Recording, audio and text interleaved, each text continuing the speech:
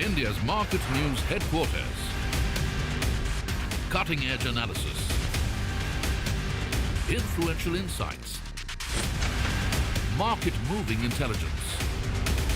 Broadcasting live from the CNBC-TV18 Motilal Oswal studios in Mumbai.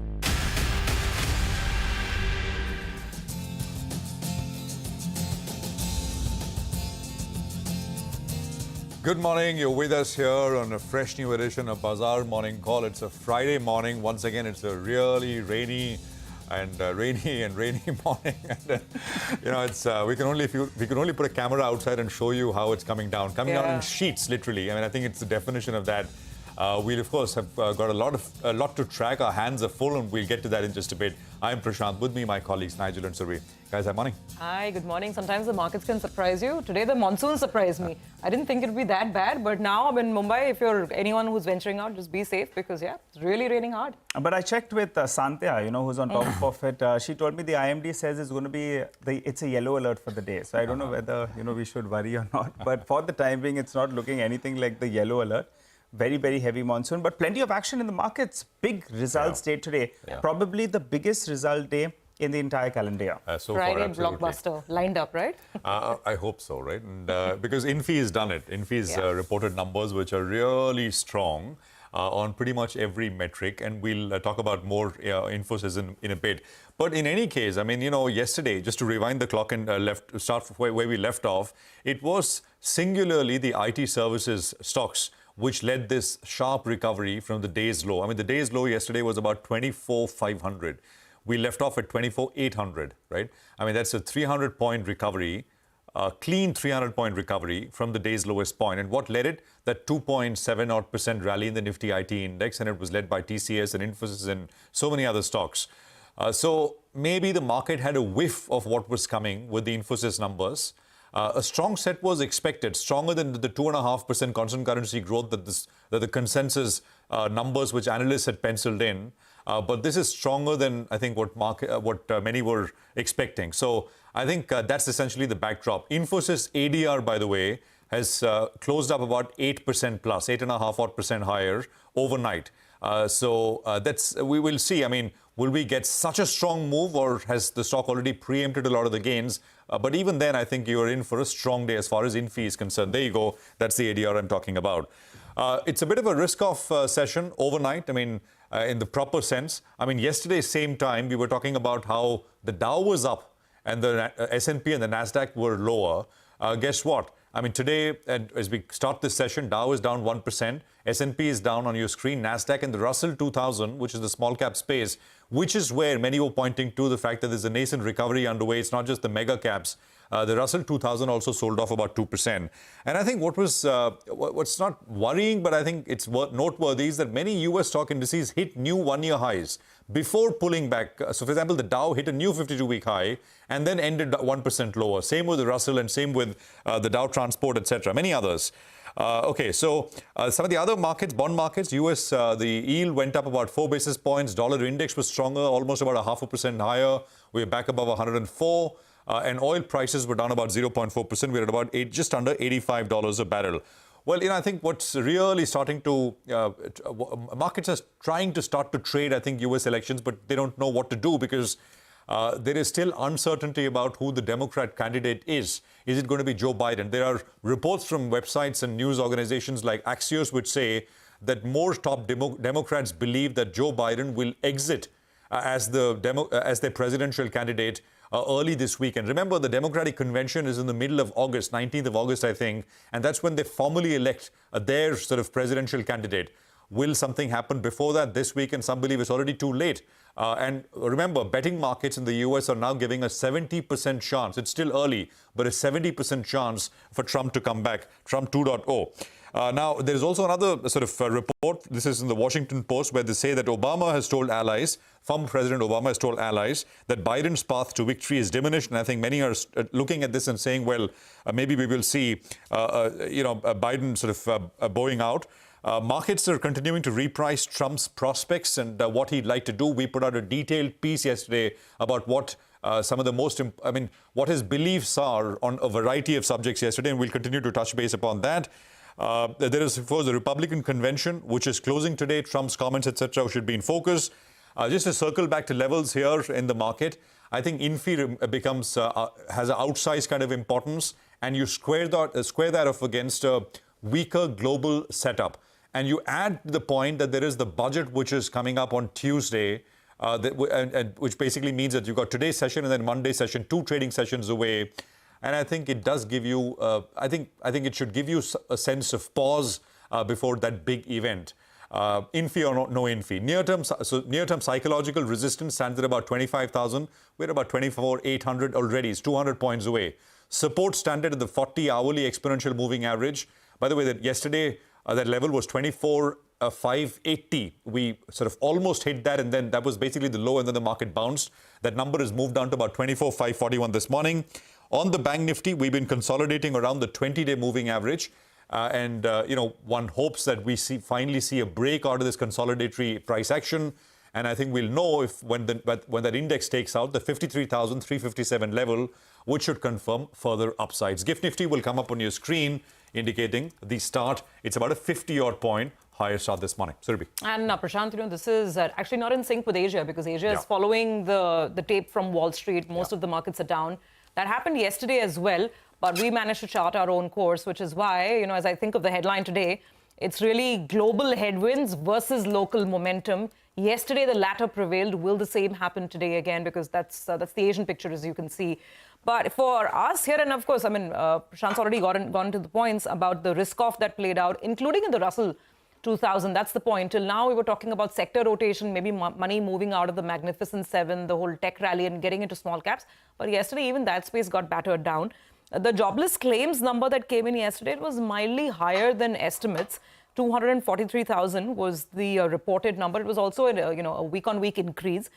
So let's see how sort of that is interpreted. Anyway, everybody's betting on that September rate cut. The probability of that is the highest, as high as 95% even as of now. The dollar managed to pick up a little bit from those 4-month lows. Now, for Infosys, the thing is that, everything was good. You just can't nitpick and find any issues with the numbers at all. The guidance goes up.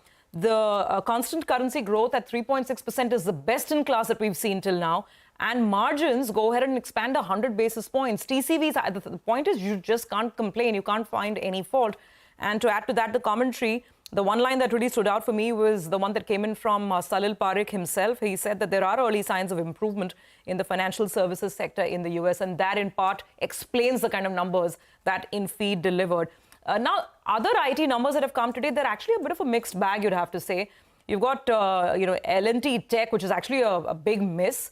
You've got Persistent, which is, margins are, a little down, revenues all right. So we'll have to see how the rest of it is interpreted as well. The fund flow picture, that's fine, that's solid. And a lot of this buying that we saw in IT was backed by FII money, because FIIs were net buyers, almost 5,500 crores of FII inflows coming in. Domestic institutions were on the sell side yesterday, about 3,000 crores of DII selling. A word on HDFC Bank, because there was, of course, the letter to the shareholders that came out yesterday. And the CEO reiterates what the street already knows. It's not new, but anyway, I thought I'll just put it up out there as another cue to keep on the table. He says that we'll continue to focus on granular deposit mobilization, aiming to bring down the credit deposit ratio to pre-merger levels. And because of that, would grow advances a little slower than deposits. Now, the street has factored this in. There's a reason why that stock has not been moving. But for what it's worth, that was the commentary. And as Nigel has been telling us, it's a full house on results. So here's the tally for your reference. Reliance Industries, BPCL, ICICI Lombard, JSW Energy, Ultratech Cement, Wipro, Paytm. These are only some of the big names, but big packed day lined up ahead. Well, that's right, packed day, and we are set for a big weekend as well, going by the kind of numbers that we're going to be getting. But the Nifty, it appears we're set for Mount 25,000 odd. And who would have thought? We had a big rally, pull back in very, very temporary. And then, in fact, we're all set for that golden 25,000 odd mark. Overnight cues, as you'll have mentioned, they're rather weak. But the buy on dips is something that's been working. So the street will focus on that. But earnings, that will take center stage for the next 2 sessions. And then all eyes on the budget. To just give you a sense about why I say that this is the biggest day of, in terms of earnings, either reactions or preempting earnings, is because you put these top 3 together, they constitute close to around 26% of the Nifty weightage itself.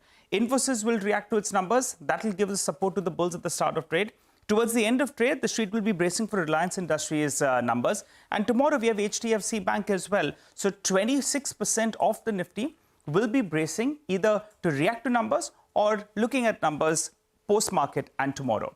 What did the FIs do? They did what they have been doing. They added long positions, 58,000 contracts odd, in the ratio of close to around 4:1. And that's why the long positioning is continuing to hold at around 81%. Remember, the long positioning came down from around 3.9 lakh contracts all the way to around 3 lakh contracts. But in the last few days, we've seen long addition yet again. So if you pull up the chart, you'll see that we're currently back at around that 3.9 lakh contracts odd, which is near that lifetime high. The all-time high is around 3.93 lakh contracts. What about the options data? 24,800 call as well as put. Well, they were fairly active in yesterday's trading session, which brings us to a couple of levels. Yesterday's low is very important, both on the Nifty as well as on the Nifty Bank. So on the Nifty, that level that comes up for you, yesterday's low was at around the 24,500 odd mark. That's your first reference point that we're looking at. And going by the options data, since the 24,800 put has seen a lot of writing, well, 24,550 is important. I'm only giving you support levels because on the upside, anything's possible once we get past the 25,000 odd. So these are the reference points in case we get a bit of an intraday dip. On the Nifty Bank, yesterday's low becomes important yet again, the 52,170 odd mark. The 20-day MA, we've been flirting with this level. We ended above this level in yesterday's trade, but I think that 52,900, 53,000 mark becomes very, very important. But it's going to be a stock-specific day yet again.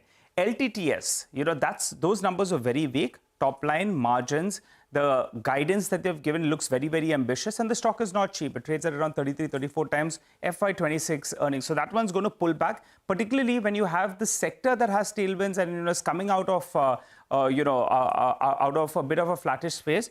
This one could be an underperformer from the day, but after it starts gap down, we'll have to see what happens.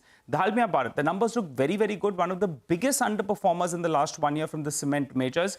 After it opens higher, I'll be interested to see what happens because their realizations were flattish on a quarter-to-quarter basis. So some part of the street is doubting whether that's sustainable. We'll keep an eye on that one. And the third one is Chambal Fertilizer.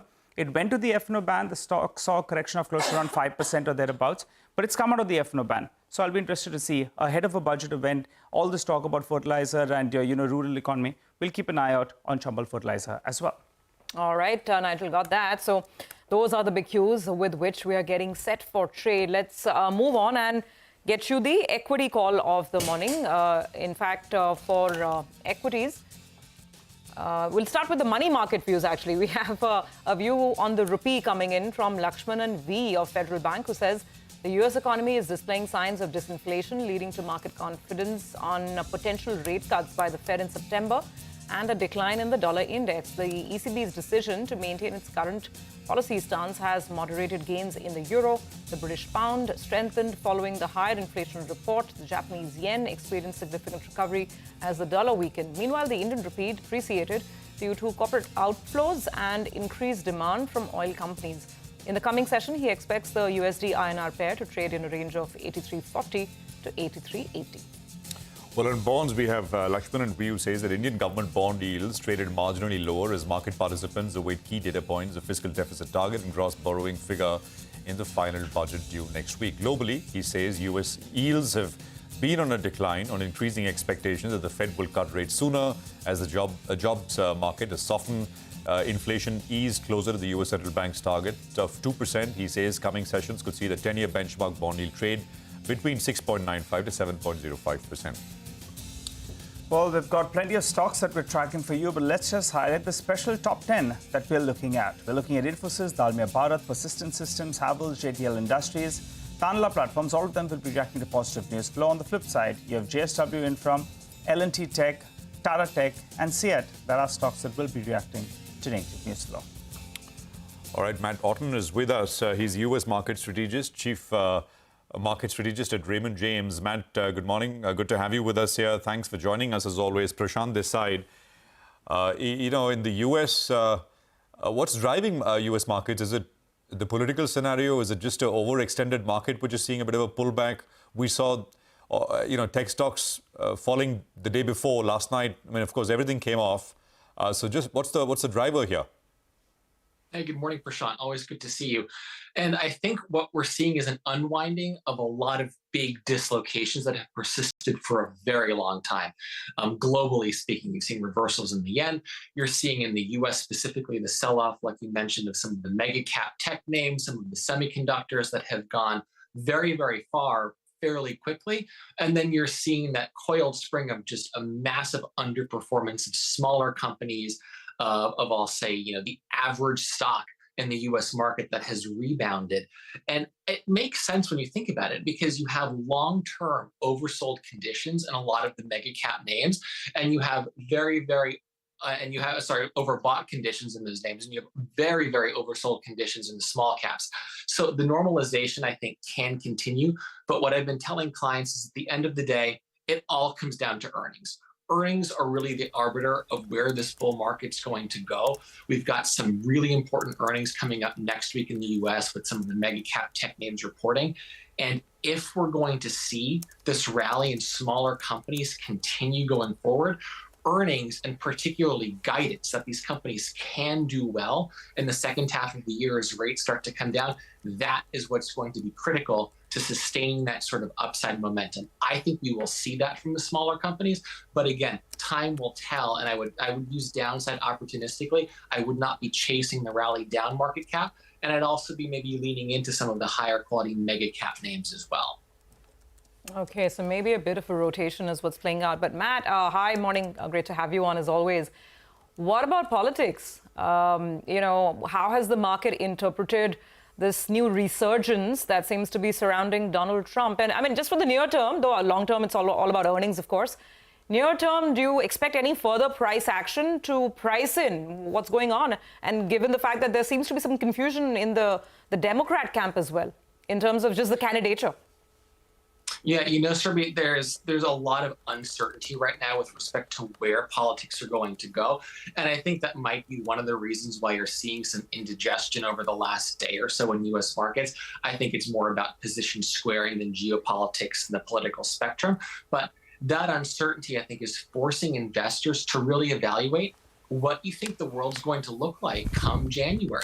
And I think given where polling is, given the chaos that you're really seeing across the Democratic Party right now, and not even knowing who's going to be on the ticket, and seeing a more conciliatory tone coming from Trump and the Republicans, who are also trying to welcome union members and more populism, which hasn't typically been a Republican thing to do, I think investors are very much trying to assess what a Trump portfolio is going to look like in January.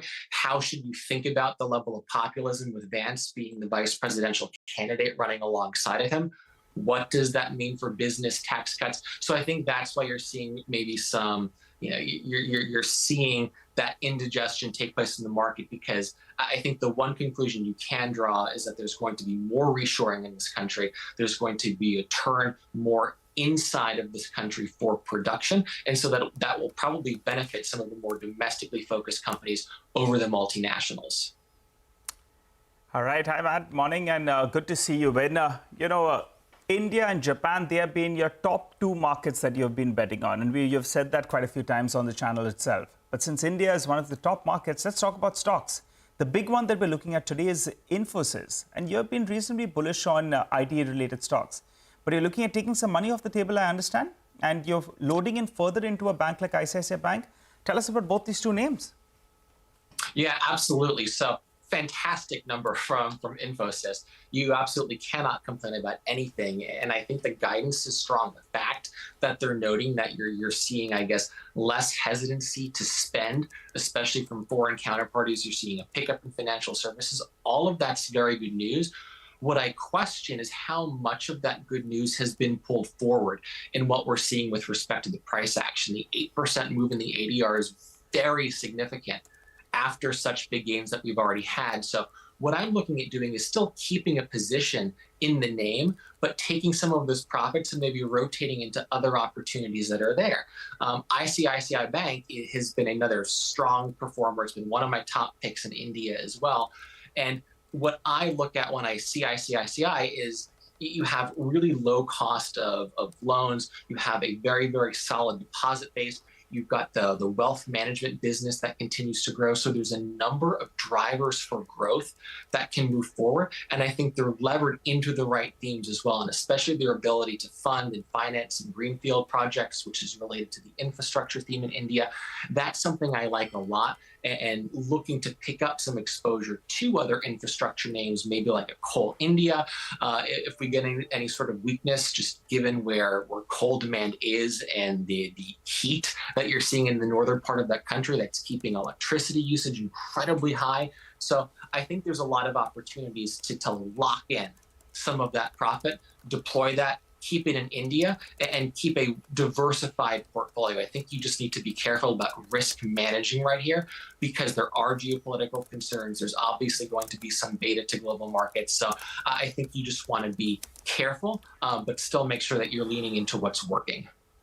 All right. Absolutely. Matt, great to speak with you as always. Thank you very much for your time. Appreciate it here on CNBC TV 18. So that's the word coming in from Matt Orton at Raymond James Investment Management with regards to tech and a bunch of other sectors here in the market. We'll take a break. We're back with our list of top stocks to watch out for. And of course, we'll kick off with the big earnings reaction expected from Infosys, Dalmia Bharat, and many others. Stay tuned.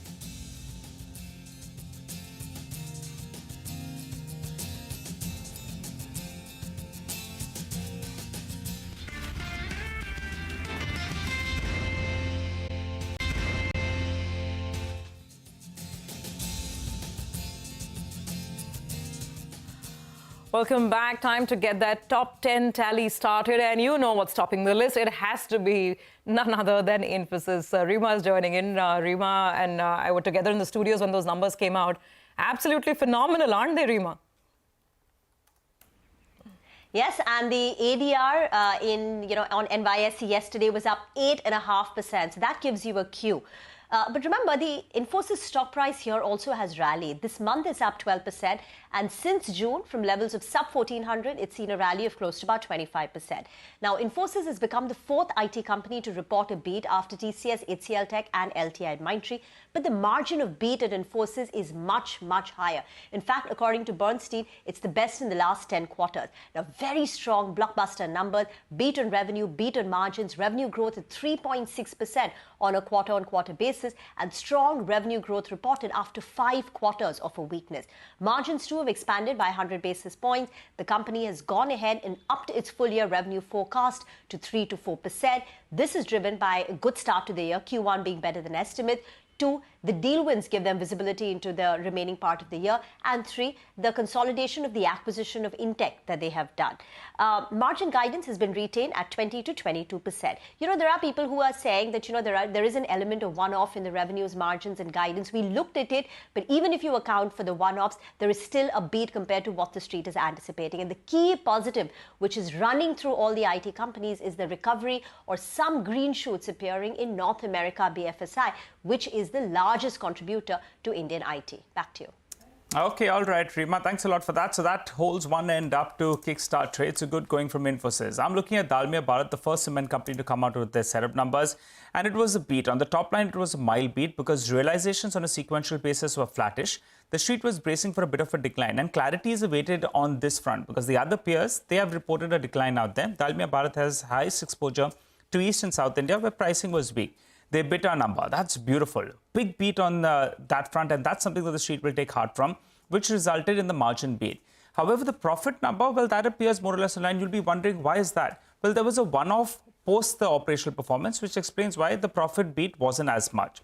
Well, how come there was an EBITDA beat, and how come the EBITDA number was better on a sequential as well as on a year-on-year basis? Because the total cost did come down both on a sequential as well as on a year-on-year basis. And the key reason is the fuel consumed. Well, that's come down to around $106 per ton. That compares with around $115 per ton on a sequential basis and more than $150 on a year-on-year basis. So it's a cost-led beat. Realizations were flattish. The stock opens up in the green, but they'll be waiting for management commentary that we'll get by around 11 a.m. later today. So start in the green, but we'll have to see what happens from there. Rima, coming back to you though, Persistent Systems, those numbers looked a little bit mixed, but you're still going with green because of the top line growth? I'm going to go with green for Persistent because growth was better than what the street was anticipating, and plus the IT sector itself could be higher, led by Infosys. So Persistent's revenue growth on expected lines has come in strong, but a little stronger than expected, 5.6% top line growth. Margins, though, have come off to 14%, slightly lower than street expectation. Deal wins is steady, but the stock is down well 15% in the month of July. The conference call is currently underway. Back to you. All right, thanks very much, Rima, for that. A lot of IT to look at and analyze, and we'll continue to do that. Thanks for that for now. JSW Infra is the next one we want to focus on. Vivek has got details here. Vivek, morning. Well, good morning. JSW Infra has had a slightly soft start as far as FY25 is concerned. Volumes were impacted on the back of a one-off, which is a maintenance shutdown that was seen at JSW Steel's Dolvi plant. Now, looking at the numbers themselves, revenues are higher by almost 15% on a year-on-year basis. So, despite the maintenance shutdown, you actually saw cargo handle or the volumes higher by 9%, led by third-party volume growth. EBITDA down by almost 6% on a year-on-year basis, coming in at the 506 crore mark. EBITDA margins have dipped on a year-on-year basis, coming in just around the 50% mark. Profitability too down on a year-on-year basis, down almost 7%. Now, cargo handle volumes up 9%, and what's actually helped this time around is that the third-party share, which was one key factor that the street was looking at in terms of JSW Infra, saying that a lot of the volume growth was actually coming in from the in-house customers or from the group itself. This time around, the third-party customer share is at 50% in Q1 FY25 versus 37% in Q1 FY24. Despite that, expect the stock to open in the red today. Key to watch out for is whether the company can meet its volume guidance of 10 to 12% growth. But it looks like it could, given the fact that there is inorganic acquisitions of Navkar Corp and another one that the company has done in Q1. Okay, all right. Thanks a lot for that, Vivek. Well, someone who's really looking forward to the weekend is Rima, because she's had a very, very busy Thursday. Rima, a couple of more numbers you're looking at. Tell us, how are they? Yes, so in fact, I have Wipro also today evening, apart from Reliance. So yes, tomorrow is when I'll really get to relax. But LTTS, so not all is green in IT this morning. There is LTTS where the revenues and margins have come in lower than street expectations. In fact, a big miss. Revenues have contracted by 3% quarter on quarter. EBITDA margins are down 130 basis points. The company has held on to its full-year guidance of 8 to 10%, but analysts are skeptical because they're saying to achieve this full-year guidance after a 3% drop in Q1 is quite hard, because you will have to deliver a 4% plus revenue growth in Q2, Q3 and Q4. So in the absence of an acquisition, this looks challenging. Tata Tech too has had a weak quarter, a miss on revenues, a miss on margins, dollar revenue down nearly 3%, EBITDA margins are down 20 basis points. So I'm going with red for Tata Tech too. All right. Thanks very much, Rima, for that. And by the way, we'll be speaking with many of these managements here over the next 1.5 hours or so. But Tanla Platforms, CEAT, Havells, JTL Industries, lots of stuff to track. Sudarshan has got the details for all these companies. Sudarshan, morning. Morning, Prashant. So I have 4 stocks, and we'll start with stocks that might react on the back of earnings, starting with Havells. Earnings had come in the market hours, and those were mixed. Revenue was higher than estimates, but margin has missed estimates. In the conference call that company had held post-market, it says cooling products performed well on the back of strong summer. It has seen many first-time AC buyers, but there was some impact due to elections in the Q1. Segment-wise, cables registered double-digit growth. Wires revenue impacted due to channel destock and commodity prices. Lloyd is now back on stronger growth path than before, and inventory levels in July are back to normal. Coming to CEAT, it was a mixed bag. Revenue growth is healthy. It's up 9% year-on-year, but margin has fallen for third straight quarter, and now it's multi-quarter low of 12%, and companies has higher input costs and increased rubber prices have impacted the margin. Tanla Platforms, Q1 is seasonally a weak quarter for the company. It has maintained revenue above rupees 1,000 crore and it's up 10% year-on-year. Margin has improved sequentially, but it's lower YOY to 18.8%. And its biggest segment, enterprise business revenue, is up 11.2% to rupees 915 crore. And OTT contribution has moved sharply higher. In Q1 FY25, it has contributed 19.9% to total revenue against 7.9% Q1 FY24. Last is JTL Industries. As per the term sheet, company is looking to raise up to rupees 300 crore, and out of that, base size is rupees 150 crore and green shoe option is of rupees 150 crore. Indicative price for the same is rupees 211 per share, which is a discount of 7% to CMP. So keep an eye on these stocks that might be in the focus. Thanks a lot for that, Sudarshan. Always on top of the ball. Thanks a lot for giving us that list. Well, here's a quick recap of all the top 10 stocks that we tracked for you. The ones with positive news flow: Infosys, Dalmia, Persistent Systems, Havells, JTL Industries, and Tanla Platforms. While 4 of them will be reacting to negative news flow: JSW Infra, LTTS, Tata Tech, and CEAT. That's about the equity markets. Then let's tell you what went on in the commodity markets. As always, Manisha Gupta joins us to tell us about that. Morning, Manisha. Morning, Nigel. Thank you for that. Well, I'm looking at metals as a sector right now because we've seen profit taking overnight into this one, and the Asian markets seem to be reeling under some pressure as well. Well, the China plenum meeting has ended without any major announcement. Street was anticipating a big policy decision or a vision or some kind of support for the industry and the property sector as a whole, but we haven't heard any of that. So that has led to silver prices declining 3% overnight. We are trading below $30 an ounce. Copper prices are now trading at a 3-month low. The Chinese demand concerns, weak factory activity data, the manufacturing numbers declining for a second straight month also are weighing here. Not just copper, iron ore is trading at a 1-week lows. The zinc prices are trading at a 1-month lows right now. Aluminum is trading at a 3-month lows as well. So all the gains that we saw in the month of April and May for many of these metal prices, June actually saw a bit of a decline. And while July started on a positive note, we haven't seen that hold on. Not just the metal prices, if you look at energy, we've seen crude oil prices decline slightly as well. But here we've seen inventories in US decline. There are concerns on Red Sea going on. Canada wildfires could impact 400,000 barrels per day going forward. So there are some supply concerns which are supportive of crude, but not so much of metals. All right, Manisha, thank you very much for that. We'll take a break here. We are back. Nishal Maheshwari, Chief Executive Officer, Institutional Equities and Advisory at Centrum Broking, will join us to discuss fundamental stock analysis. Lots to track. We are back with that in just a bit. A little later, we'll also be joined by the Global Chief Executive Officer at Mastech to discuss their performance for the quarter gone by. Stay tuned.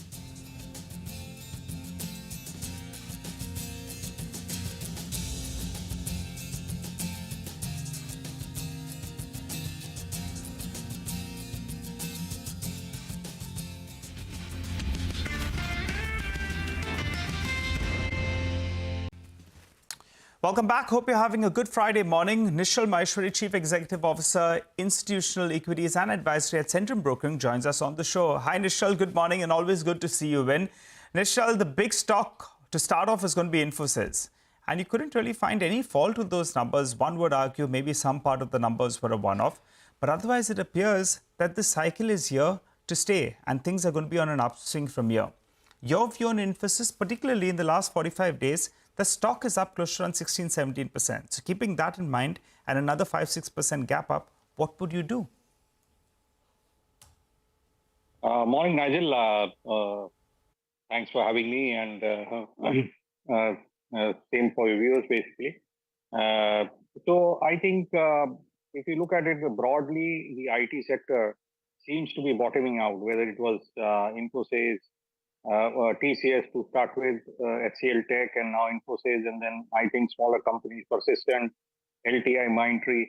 So I think they are all indicating to one thing, basically, that the bottom on as far as IT sector is concerned has been made. Now, there are going to be 2 things, basically, which are going to change, and I think several cycles, if you go back and look at it, at the bottom of the cycle, these 2 things start happening. One will be, obviously, still I continue to believe that there will be a multiple upgrade which is going to happen in the IT sector. And second thing would be earnings growth. So both of them is going to actually drive up the prices. And at these prices even, basically, I believe that Infosys is a buy. Infosys is a buy. Got that. Just a quick word, if you will, Nishal, on some of the other IT names. You think Infosys is the best play? I mean, I was reading a note from Morgan which says that maybe Infi is the best lever to a potential upcycle. And as a potential upcycle, it's into the future. We heard from the TCS management, they were very reticent in terms of calling a bottom and saying whether things will really start to pick up from the second half of this year. So it's still expectations, but do you think Infi is the one best place, or any other ideas? So we like TCS better than Infosys, basically. And I think TCS has historically been a bit more conservative in their outlooks, and but they are the best leverage to take advantage of any uptick. in the industry, in the economy. So we definitely like TCS. I think margins are much better than Infosys. So TCS is our top pick as far as the large caps are concerned. And in mid caps, basically LTI Mindtree seems to be best place. Basically, I think very good results. It coming off a bad year last year, and I think they are giving a very good, strong outlook. So these are the top two picks which we have in the sector. Okay.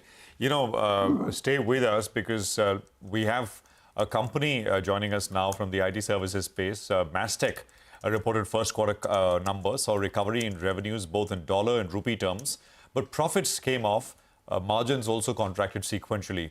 Let's discuss some of this with Hiral Chandrana, Global Chief Executive Officer at Mastech, who is joining us now. Hiral, good morning. Great to have you with us here.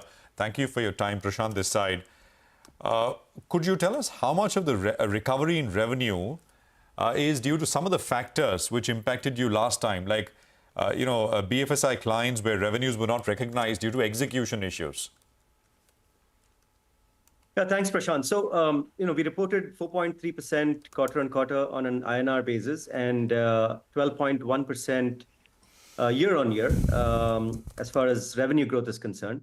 Our order book backlog year on year also increased. It was 23% year on year compared to last year this time. So both on the top line as well as on the deal momentum and order book, we feel very pleased with the results. Our profits had some one-timers in our Middle East business, which we should be able to bounce back in Q2 and beyond. But as far as the revenue uptick is concerned, yes, we had one or two areas last quarter, which we have recovered from. But keep in mind, right, we also grew 15.8% year on year last year, FY24. So this is coming off of a healthy growth from last fiscal year as well. So what is a sustainable revenue growth rate? Yeah, Prashant, we don't give guidance unlike some of the other companies, but we feel confident that the market momentum has stabilized. We have three major geographies that we operate in, US, UK, and Middle East. And we've been very qualified in terms of the key accounts that we're going after. In fact, our revenue increase over the last many quarters has been by reducing the number of accounts and staying flat on the headcount as well. So our operating rhythm is good in that sense. But as far as the sustainability, we see continued deal momentum. Like I said, our 12 months order book backlog is on a positive trajectory for the last 7-8 quarters. And, I think with some of the positive momentum in the general market sense in the second half of the year, we see digital and cloud deals starting to come up. Gen AI, which has been in more in experimentation discussions, is starting to move into execution. And I think, as you look at the next fiscal year or the next calendar year, we feel very confident about leveraging that investment that we've made in an Iconics platform, which is our Gen AI portfolio. So, yeah, I mean, we're bullish on some of the revenue uptake going forward. All right. Hi, Mr. Chandrana. And your tone is clearly sounding more optimistic than what we spoke to you the last time around. But as you mentioned, last year you grew in mid-teens. Do you think this year you can do as much? Yeah, we want to kind of maintain the same level of momentum. Nigel, I think that's a healthy growth in terms of the 4% quarter on quarter that we delivered. So we want to sustain that going forward. Like I said, there's newer areas that customers are opening up. Our 4 key strategies are firing on all cylinders. UK elections are now behind us. So there's a lot more clarity on the UK spend in terms of our public sector presence, which is a very important part of our business with health, defense, and some of the key policies that we're involved in. And our US market is bouncing back well in terms of some of the key deals and accounts. So, I mean, as far as overall revenue and uptick in the future quarters, things are coming along well for us. Got it. All right. So maybe you could do as much as what you did last time, or maybe even a little bit better than those mid-teens. That's what we gather from what you're saying. The other chart that came up as you were telling us about the growth momentum was the margin picture. And that's a little bit worrying. Could you tell us why there was a contraction on a sequential basis? And do we see an uptick from here on? What should be the band we work with? Yeah, we've actually, communicated even in the past that we like the kind of the high teens, if you will, in the 17% range in terms Yes. of operating EBITDA. And so that's still very consistent in terms of where we want to be. We did have a couple of one-time hits in Q1. There's holiday season in the Middle East, particularly, which is a seasonality of Q1, and the collections. So we do have to make a provision from an accounting and law perspective, but that'll bounce back. There are a couple of deal delays that we also had, which have closed since then. But we wanted to keep the resources so that we don't have to rehire them in the future. So there's some tough calls that we had to make in terms of making sure that we focus on growth. But yeah, I mean, Nigel, margin should be getting up back out there in our levels that we feel comfortable with. So, Mr. Chandrana, would that be 16% or 17%? I mean, in the better quarters, in the recent past, you've gone all the way up to 17% and beyond. So what is a sustainable level to expect? Yeah, that 17% is the level that we'd like to be in the second half of the year, which is H2. Our first focus right now is to make sure that we get back and recover some of the margin hit that we had in Q1, which we are confident about in Q2. And then, going forward in H2, maintain a 17 or a little bit higher level in the second half of the year. Okay, our shareholders will definitely like the sound of that. Another thing that the street really took note of was this partnership that you got into with NVIDIA. It was for this ICX Pro platform. Anything associated with NVIDIA gets people very excited, right? So can you just tell us a little more about what sort of a partnership is this? What are the revenue implications, and how do you expand on it going forward? No, absolutely, and thanks for that question, Surbhi. I think, if you take a step back, there is a broad range of service offerings that we have been working on and developing as part of our Mastech Iconics platform, which is our Gen AI portfolio of offerings. This NVIDIA partnership is super exciting because we've been working with them for the last 9 months, and we did announce the partnership, like you mentioned. This is at 3 levels. We have developed a conversational engine, an insights engine, as well as a correlation engine. So what that really means is that some of our platform sits on top of the NVIDIA infrastructure, which gives us access to large language models in many, many companies. And the way this helps is shortens the time to market to develop industry-specific use cases. So the release that we had was on the manufacturing side, which was an intelligent parts management use case. And our teams are working on a benefits verification use case in healthcare, as well as in the fraud analytics case in the financial services. So our focus on AI and Gen AI with the ML and Ops is very, very industry specific, because we believe that's our differentiation in terms of how customers are looking at innovating with AI.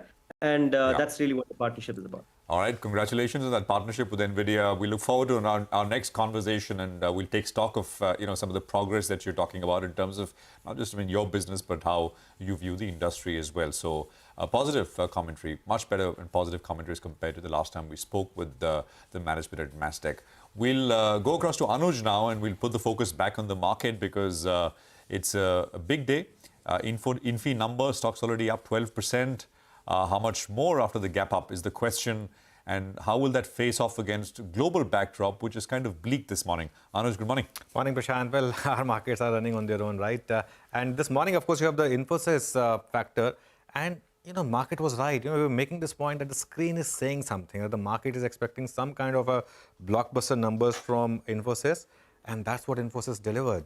Basically, that's the ADR, and as I said, the street was expecting some kind of big things from Infosys, and Infosys did deliver. Screen is mostly right? And that's another clear verdict from here. Now, the stock's already up 12% this month and is at 52-week high.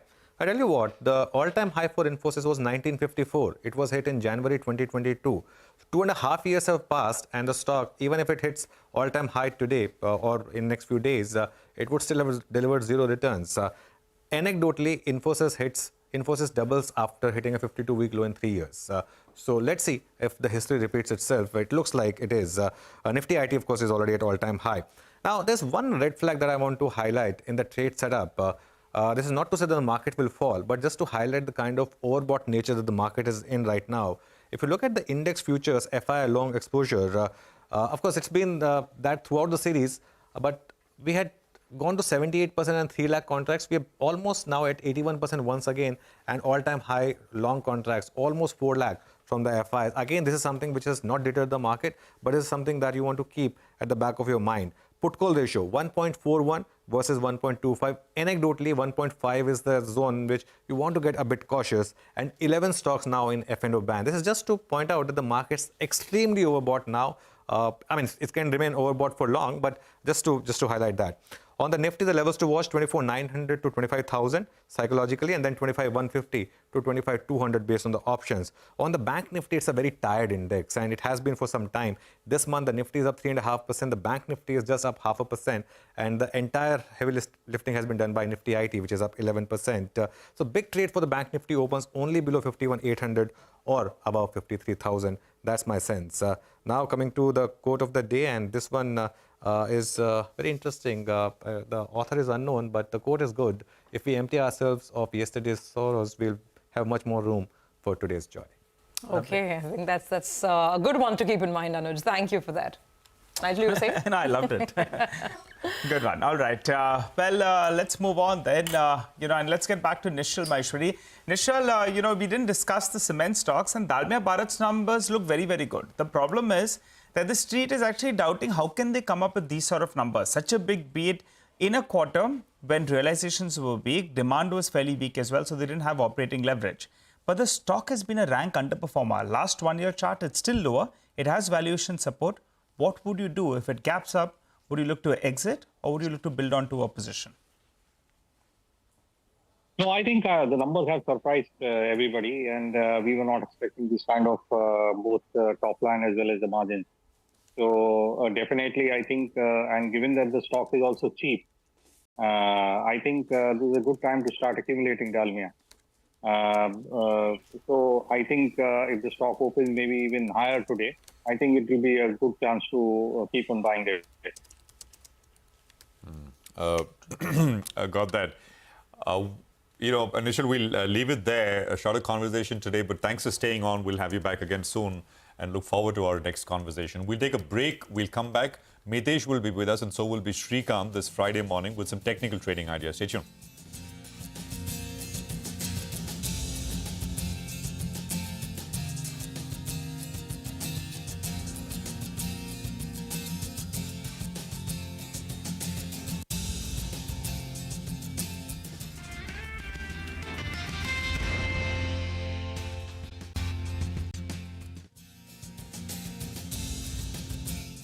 Okay, welcome back. There's about 8 minutes to go for the pre-open session. Mitesh and Srikanth are with us with what they're making of the screen, and they're reading the price action. Gentlemen, good morning. Good to have both of you here. Even before I ask you to talk about the Nifty, let me ask you about Infosys. A quick word, both of you. Mitesh, you go first. So, Prashant, yesterday only we were discussing Infosys, and I said that if you look at the historical charts, we had a weekly closing at about 1797 and one at about 1815. So I said 1800, 1820 should be the target area where some supply can come in. Now, I think it might open beyond those levels. If that happens, and if we don't see the stock price once again decline below 1780, 1800 zones, then I think we are looking at a target of 2000 plus. Okay, all right. Mitesh, run us through your index call as well. On the Nifty, Prashant, I think 24,950, 25,000 could be the next target area. Psychologically, it's important there's some extension on the intraday charts as well over there. So I think that's where I would see if there's some weakness, then we'll take profits. But between the indices, Nifty is a better bet. Bank Nifty still end up forming, and Nifty IT isn't very liquid. So I think if traders are focusing, stay focused on the Nifty and try to take profits around 24,950, 25,000 levels. Got that. Srikanth, a quick word on the indices. Good morning, Prashant. Good morning, everyone. I think, Nifty is very close to its psychological level of 25,000. So maybe on the opening, we could see these levels because IT stocks are going to open much higher than the what it was expected because of Infosys results. The overall performance from IT companies are also showing a lot of conviction. So there we are expecting further more activity. But at the same time, the strategy should be to buy on dips because whenever there is a correction in the market, we are seeing specific buying interest. But at higher levels, we need to be careful as profit taking can come. So close to 25,000, we are expecting resistance. Close to 24,700 or 650, the market is having excellent support. But for the Bank Nifty, it is interesting. In fact, it is not crossing the level of 52,800 since last 4 days. But on the dismissal of 52,800, we are expecting short covering to emerge, and in that case, the possibilities of hitting 53,500 would turn bright. And already HDFC Bank is at its lower levels. So there we can expect some buying interest in the market. So broadly, I am of the view that 52,800 is the level to watch out for the Bank Nifty. And if it breaks that, then today we can see some activity in bank stocks. Okay, all right. Hi, good morning, gentlemen. Shrikant, tell us, what are the picks you have for us for today? Yeah, for the day specifically, we are looking for those companies where we saw some activity towards the end in the market yesterday. So in that, cement stocks did well, and in that Orient Cement, which is around 325, there we are expecting some tactical up move. So from current levels at 325, it's a buy with a target of at least 350, 55. We can keep stop loss somewhere close to 314, 315. And the other stock which we like is Tech Mahindra. And if we see the overall entire formation of the stock, then Tech Mahindra is doing really well. In fact, I am of the view that it is heading for the levels of 1650 or 1660. So it's a buy at current levels, or even if there is higher opening, with a stop loss close to 1520. So Tech Mahindra as well as Orient Cement should be on the watch list. Okay, got it. And Mitesh, your picks for the day? Yeah. I have a couple of, in fact, one software name that's Birlasoft, reversing after a big correction. This could go up to 790, buy here with a stop at 734. India Mart is a buy with a stop at 2885 for targets of 2995. MCX is a buy with a stop at 4,000 for targets of 4,200. And one sell call, that's Jindal Steel and Power. If it breaks 980, take a short position with a tight stop at 997 for targets of around 950. All right, got it, gentlemen. We'll come back to you a little closer to market opening. Right now, have to hit a very quick break. We'll come back with the pre-open rates on the other side. And also, we'll have Warren Kevin Harris, MD and CEO at Tata Tech, to talk about their first quarter performance.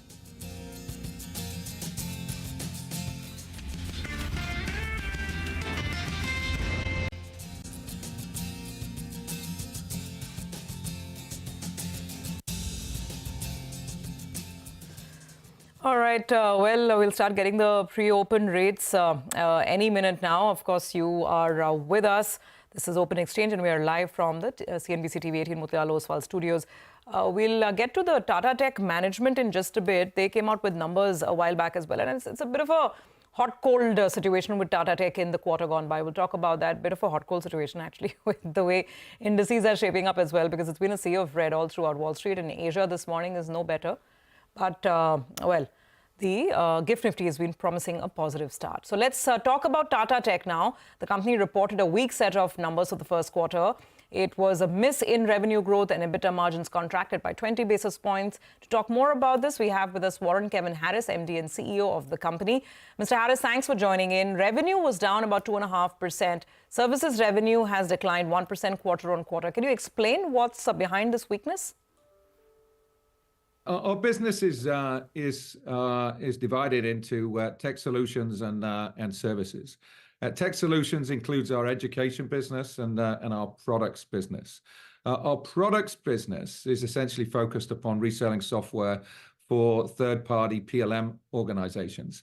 And there's a seasonality to that business. Typically, we do about 40% of the business in the first half of the year and 60% in the second half of the year, when big maintenance contracts are renewed. And we've seen that trend over the last 20 years. So we anticipated the degrowth in tech solutions in the first quarter, and budgeted and targeted that as part of our operating plan for this year. Services was impacted by the completion of the runoff at WinFast.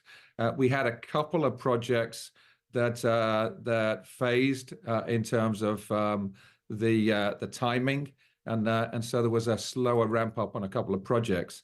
But those projects have now kicked off, and we're fully confident in our prospects for sequential quarter-on-quarter growth for the rest of this year.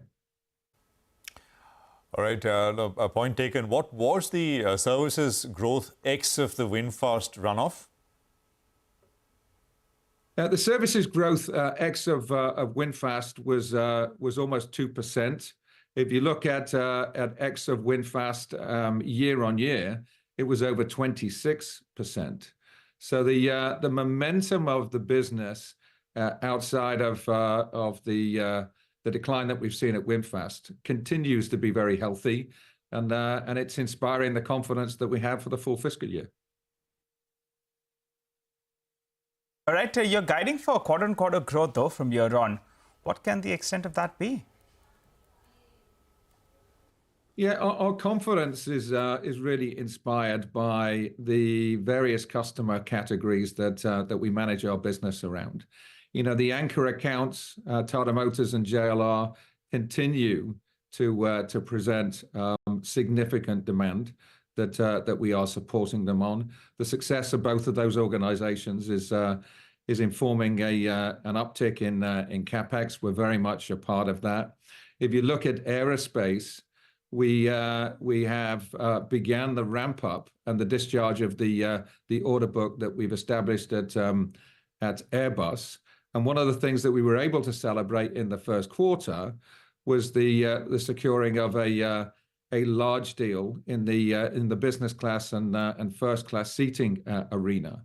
And so we're going to establish an offshore development center for a European tier one organization. So aerospace continues to kind of build for us. And as I referenced before, we're not seeing any slowdown in demand across the automotive, aerospace, and industrial heavy machinery sector. So our confidence in the future and our confidence for this fiscal year is really inspired by all three industry sectors and the various categories of customers that we manage our business around. All right, Warren, but do you think that FY25 can be better than FY24 revenue growth of that 10.5% odd? Well, we don't provide specific guidance, but you know, we continue to be cautiously optimistic in terms of our growth prospects, and we are working hard to satisfy the requirements of our customers and to identify new needs, and that will provide the stimulus for the growth that we are committed to continue to provide. Okay. For VinFast in particular, Mr. Harris, will it contribute to growth in this current year? VinFast will contribute to our revenues, but we do not anticipate any growth in the next couple of quarters at least. You know, as with most new energy vehicle companies, once they've developed a portfolio of product, they shift their focus to building and selling that product. And I think that's where VinFast are at in terms of their maturity cycle.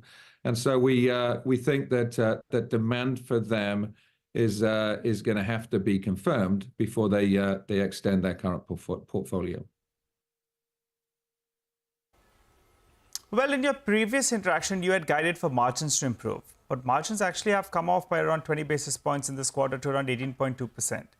What's the margin outlook from here on? VinFast will contribute to our revenues, but we do not anticipate any growth in the next couple of quarters at least. You know, as with most new energy vehicle companies, once they've developed a portfolio of product, they shift their focus to building and selling that product. And I think that's where VinFast are at in terms of their maturity cycle. And so we think that demand for them is going to have to be confirmed before they extend their current portfolio. Finally, sir, what about the order book and the pipeline going ahead? Is there any concern about EV growth slowing down?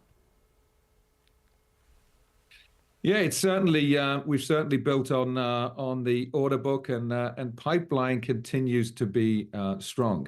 You know, there are some specific customer issues that are grappling with the tapering of demand on the EV side of things.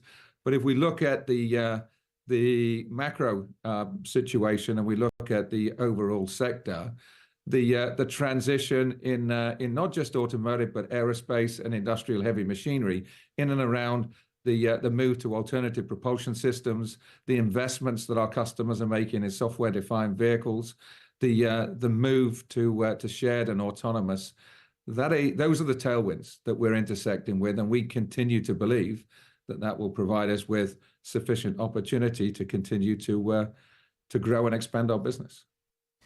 Well, thanks a lot for joining in, sir. We look forward to having a chat with you in the next quarter as well, or maybe in the interim. Wishing you a good day ahead as well. Well, let's focus on the big earnings then. Reliance, that's going to be reporting its numbers later today. The street is looking at a modest rise in EBITDA on a year-on-year basis. Sonia joins us to run us through a detailed rundown of the earnings preview. Sonia, take it away.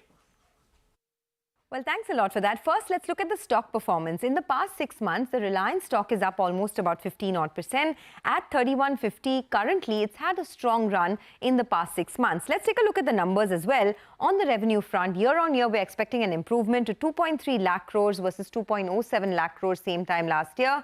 The EBITDA is expected to rise to 39,845 crores versus 38,100 crores same time last year. And the profits are expected to rise to 18,432 crores versus 16,000 crores same time last year. Now, what can you expect this time around? The consolidated EBITDA will see a marginal growth year on year. However, sequentially, we're expecting a weaker growth on the back of lower gross refining margins and muted growth in the Jio and retail business.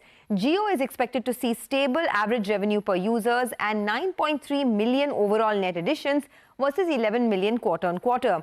Even the average revenue per user is seen flattish at 182 versus 181.7 last quarter.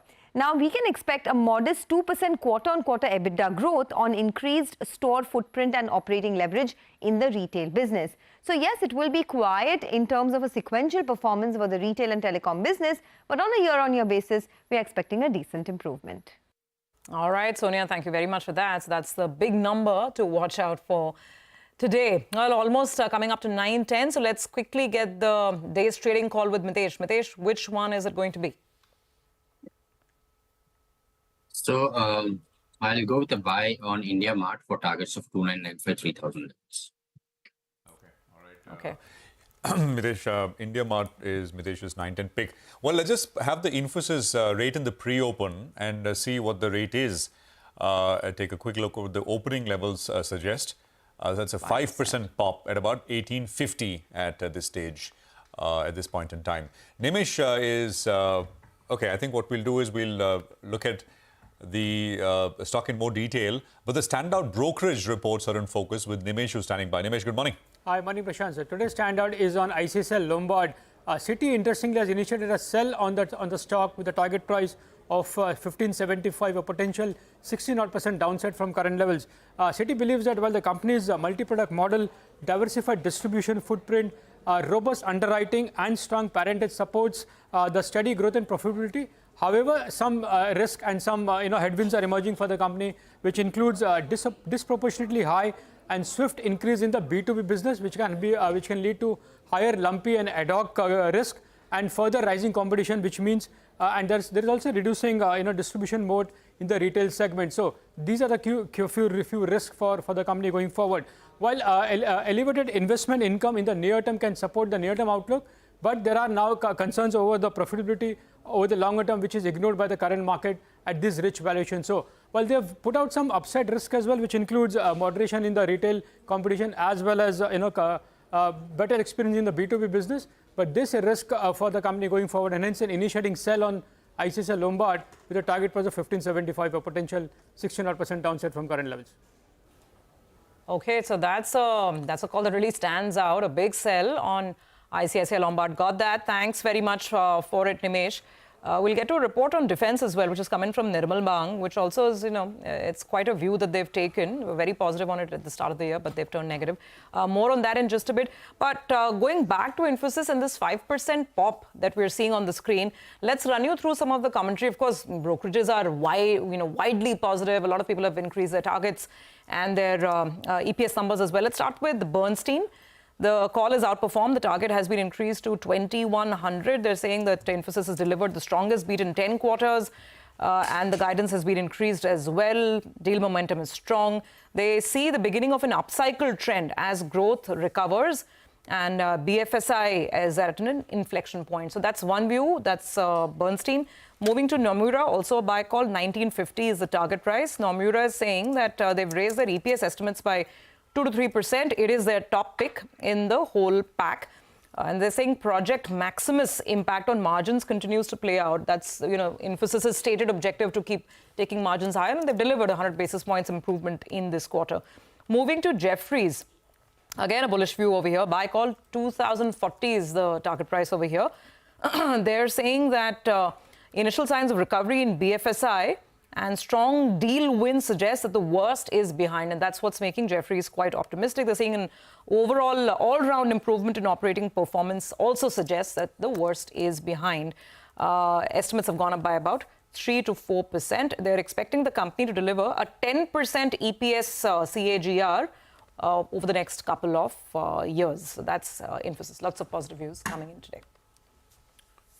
Okay, I guess with that we'll move on and go back to that report on defense that I was talking about. This is a Nirmal Bang note, and they've turned very cautious. They had started coverage in the sector not too long ago. They were fairly optimistic on some stocks, but now they're saying valuations are too high. Upasana has more.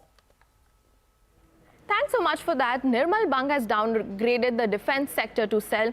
It says that the exuberance around the defense sector has built solely around the strong order book for signing higher valuations.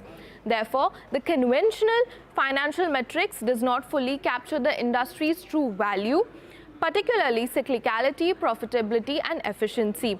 While the brokerage remains structurally positive on defense sector, the current steep valuation does not factor in the risk from execution hiccups, rise in raw material cost, competitive pressures and cash flow generation. Despite assuming extremely strong earnings growth, the ROE estimate for FY26 by Nirmal Bang remains in the range of 10 to 30%. It says that it prefers to remain on the sidelines until valuations return to the reasonable levels. Therefore, it downgrades the defense sector to sell. All right. Well, we've got the 60 seconds to go for Upasana. Thank you very much for that. We've got 60 seconds to go for the market opening, and I think we'll have lots to track this morning. Infi will, of course, be right off the block with a gain. What after, of course, is the question. Stock's done 12% this month. But, there are lots of brokerages, as Surabhi just mentioned, who are now calling for 2,000 plus rupee price targets here on the name. There's, of course, going to be, the other names. Tata Technologies will be in focus. There'll be, LTTS, which should be in focus. Some of these stocks are coming up on your screen with cuts 1% lower there. Wipro, of course, is later today. It's a busy day. And, of course, there's the big one, which is Reliance Industries, which also should start up in just a bit.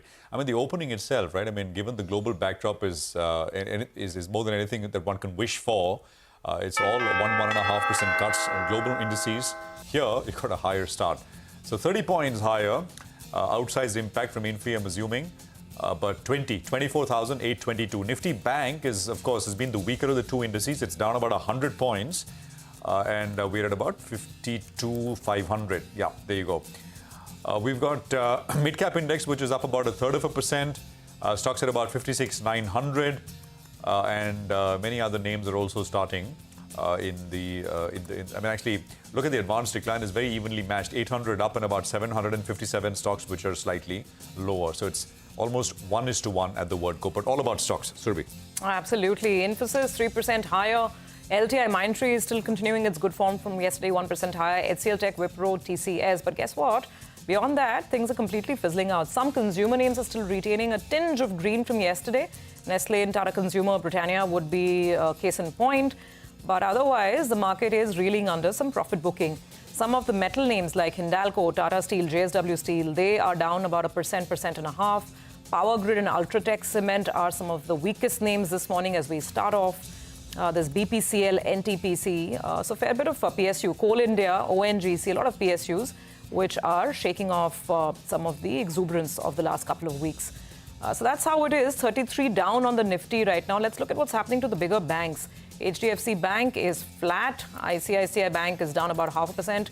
SBI is also down about 0.5%. So banks not providing any support at this point in time. And Reliance is also quiet ahead of numbers, down about 0.3%.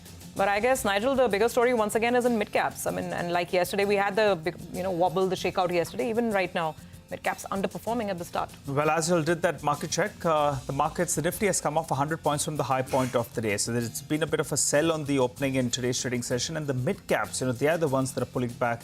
You have nearly 2 stocks that are declining for 1 stock that's advancing. Let's see how that goes.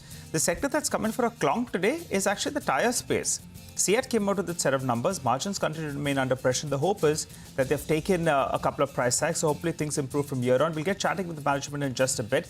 That's down 0.5%, but Apollo Tyres is down close to 6% as we speak. So big pullback on that one. Balkrishna Industries as well as down close to around 2%. And you had MRF that's pulling back by 2.5%. So the tyre space has come in for a bit of a knock. Persistent Systems, the top line growth was okay. The problem was on margins. The street hasn't taken that kindly. That stock is down closer to around 6%. LTTS had started off in the red, but that dip got bought into, so the stock is now down only around 0.2%. What's doing well? South Indian Bank, I think that one as well came out with its set of numbers. That's seen a big uptake in today's trading session, so a pop is what we're seeing on South Indian Bank.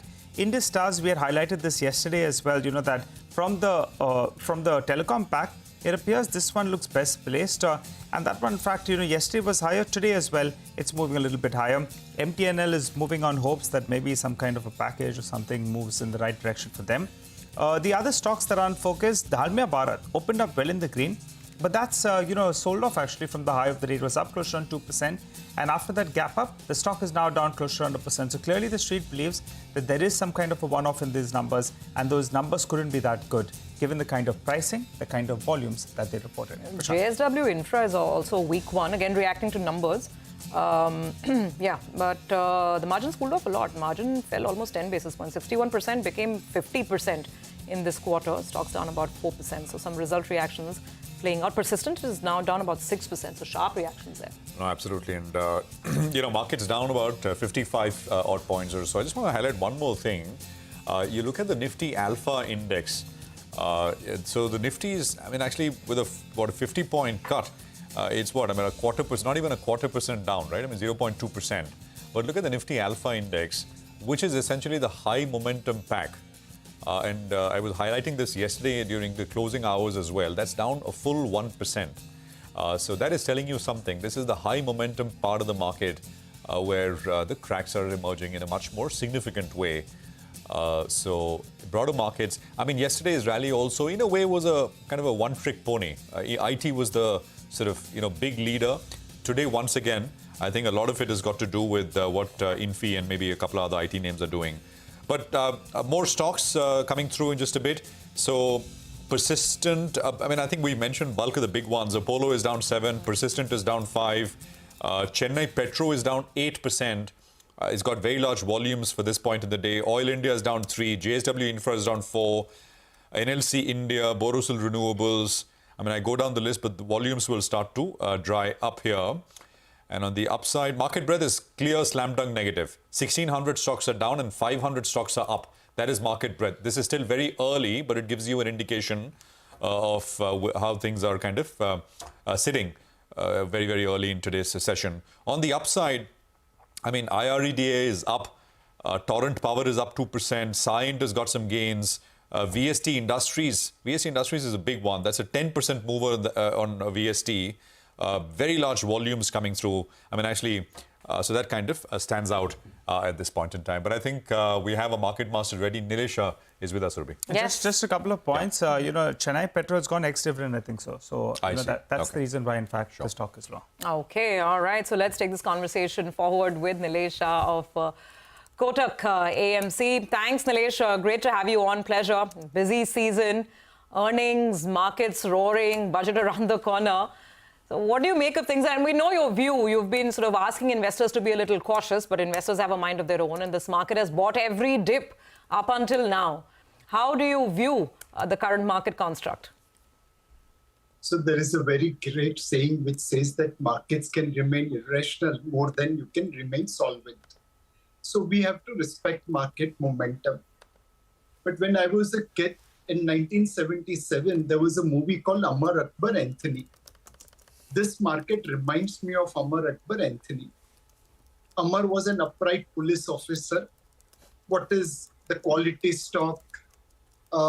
Reasonably valued stocks where there is high floating stock kind of signify. On the other hand, Anthony Bhai was Chalta Purja, naughty, mischievous, far more entertaining. There are many stocks which are in momentum, where floating stock is limited, where valuations are sky high. It's entertaining, undoubtedly. But we all know, in the end, Anthony Bhai has to converge to Amar and Akbar and become upright. I think it's time to buy Amar Bhai equivalent stocks. Try to slowly take profit from Anthony Bhai equivalent stock and wait till such time they join the bandwagon of Amar and Akbar. Nilesh, you always have the best analogies. I mean, I don't know how you come up with them, whether you think it through or whether it's spontaneous, but it is literally the best. And it sort of explains the point so well. The issue right now is that, Amar Bhai has been sort of walking a very lonely path for a while now, and I'm talking about FMCG stocks or even banks for that matter, because a lot of people feel that Amar Bhai doesn't know how to run. So you have to leave Amar Bhai aside and think of maybe Akbar or Anthony. But to come back to the more serious point, I mean, IT has started delivering. We are seeing, first signs of perhaps a bottoming out over here. What about banks? What about FMCG? How much would you allocate to these in the portfolio now, given the market? I think both these sectors have underperformed market for some time, and valuations are fairly attractive. We believe both these sectors have potential to outperform the market once momentum trade starts playing out. In FMCG, elections have given money in the pockets of consumers at the bottom end. Many of the state budgets are also putting more money in the pockets of consumers at bottom end. We believe budget will also provide boost to the consumption through investment in infrastructure as well as some direct benefit transfers. Monsoon is progressing on average monsoon, normal monsoon. Put all these things together, FMCG should start outperforming the market over medium term. Of course, within FMCG, you'll have to avoid those FMCG sector which is becoming like telecom sector, hyper competitive. Their profitability will go for a toss. You'll also have to look at those FMCG stock which is now catering to mass market products rather than just premium products. And most importantly, we are seeing unorganized sector bouncing back in FMCG with their innovative strategy. Who would have ever thought that a namkeen maker could command a very high valuation if gossips are to be believed? So innovation will be key, adoption will be key, but I think FMCG is one sector to bet upon over medium term. We know our Amar Bhai for now. Nilesh Bhai, hi, good morning. Prashant this side. In two sessions today and Monday between now and the budget, right? That's the big going to be the big talking point, and we'll of course look forward to getting your insights once the budget is out. But right now, I think we can, for a short bit, talk about what the expectations really are, right? And from a capital market point of view, there is always this talk about capital gains and what will happen to capital gains. But there are also nuances. For example, for the mutual fund space, one big category which has taken in so much inflow has been arbitrage funds, and which have done very, very well. Some chatter amongst taxation experts that we could actually see some we could see some changes to that category as well. Arbitrage funds right now enjoy equity taxation, and there is some chatter that that may change. I mean, we don't know, but I just wanted to sort of touch upon that. Your thoughts, Nilesh Bhai? So, Prashant Bhai, many centuries ago, Kautilya mentioned that taxes should be collected like honeybees collect honey from the flower. I don't know whether Kautilya was aware of equity arbitrage fund or not, but definitely he hinted towards equity arbitrage fund. This fund gives investor perception that their income will be taxed at 15%, as majority of investors are in growth plan and keep money for less than 1 year. Arbitrage fund is classified as equity fund, and hence any earning of arbitrage fund in growth plan for less than 1 year is taxed at 15%. The government actually laughs all the way to the bank, because arbitrage fund continues to roll over their future position every month, and in that they pay STT. The STT paid in last 3 years in Kotak Equity Arbitrage Fund between FY22 to FY24 is 1.1% to 1.56% of our average AUM. As a percentage of return declared in FY22 to FY24, it is 18% to 22% of return. And more importantly, arbitrage fund is only one trade in the market. If I am going short future, there is someone else who has to go long future. Otherwise, my trade will not go through. So the market participants, the long-only participants, pay another 18 to 20% of their return by way of STT. Collectively, 15% STCG from investor, 18 to 22% STT from the fund, and 18 to 22% STT from the market. The average tax collection for the government from equity arbitrage fund is 51% to 59%. Average of last 3 years is 56%. Where else this Kautilya's example of collecting taxes like honeybee collects honey is better illustrated. So my recommendation to Honorable Finance Minister will be, you should devise more ways of taxing like equity arbitrage fund, where you get more than maximum marginal rate of tax of 39%. And more importantly, investor is happily paying. There are also advantages of equity arbitrage fund. It provides financing to the long-only participants. And many a times, thanks to market efficiency, long participants are borrowing at rates which are very, very competitive. Without arbitrage fund, do you think retail investors would have bought 21,000 crore in cash market on budget? Probably no. So arbitrage fund is the perfect example of Kautilya's way of collecting taxes, and we should devise more instruments in that. Okay, that's an interesting point. I don't think, at least I didn't think of it that way, but yeah, that's staggering STT collection for the government. It's a win-win, as they say, right? But you know, broadly on taxation, Nilesh, and I'm not getting into whether the 10% rate changes or not. From a mutual fund perspective, is there anything else that you would like to see? Because the debt blow was dealt about a year and a half back to the industry. Arbitrage is, hybrid is still a category where some funds still manage to get more efficient taxation. Any further tweaks that you would advocate? So my only humble submission to Finance Ministry is that the tax incentive should be for the right opportunity. For example, Surbhi, all of us would have put money into public provident fund account. Our parents taught us that from your first salary, please open PPF account. We did some calculation back of the envelope. If you had kept on putting 12,500 rupee every month for last 25 years, you would have put 37.5 lakh rupee in PPF account over last 25 years.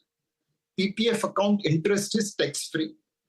The total value of that PPF balance from 37.5 lakh rupee would have become about 1.07 crore tax-free.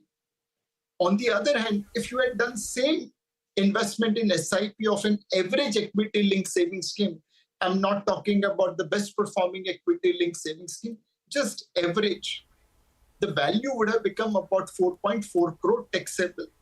You remove taxation out, you still make 3 crore extra on 37.5 lakh rupee of investment between PPF versus ELSs. And markets have run up after I did that calculation. Now, where should our government give incentive?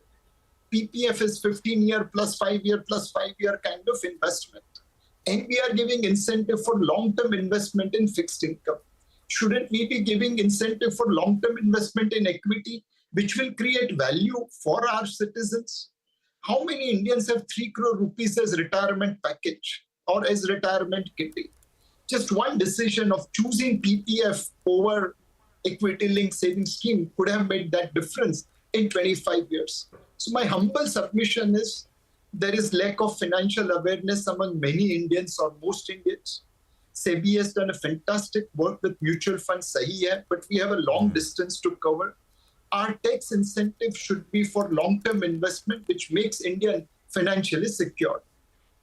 Okay, all right. I'm sure what you're saying is being heard. The message is don't fix what ain't broken, so I mean just let it be more than anything else. Nilesh, by great conversation. Thank you very much, and I think those numbers put a lot of this, a lot of the arguments in clear contrast and perspective. So thank you for joining us. And as I said, we look forward to speaking with you once the budget is actually out. That is, of course, on Tuesday.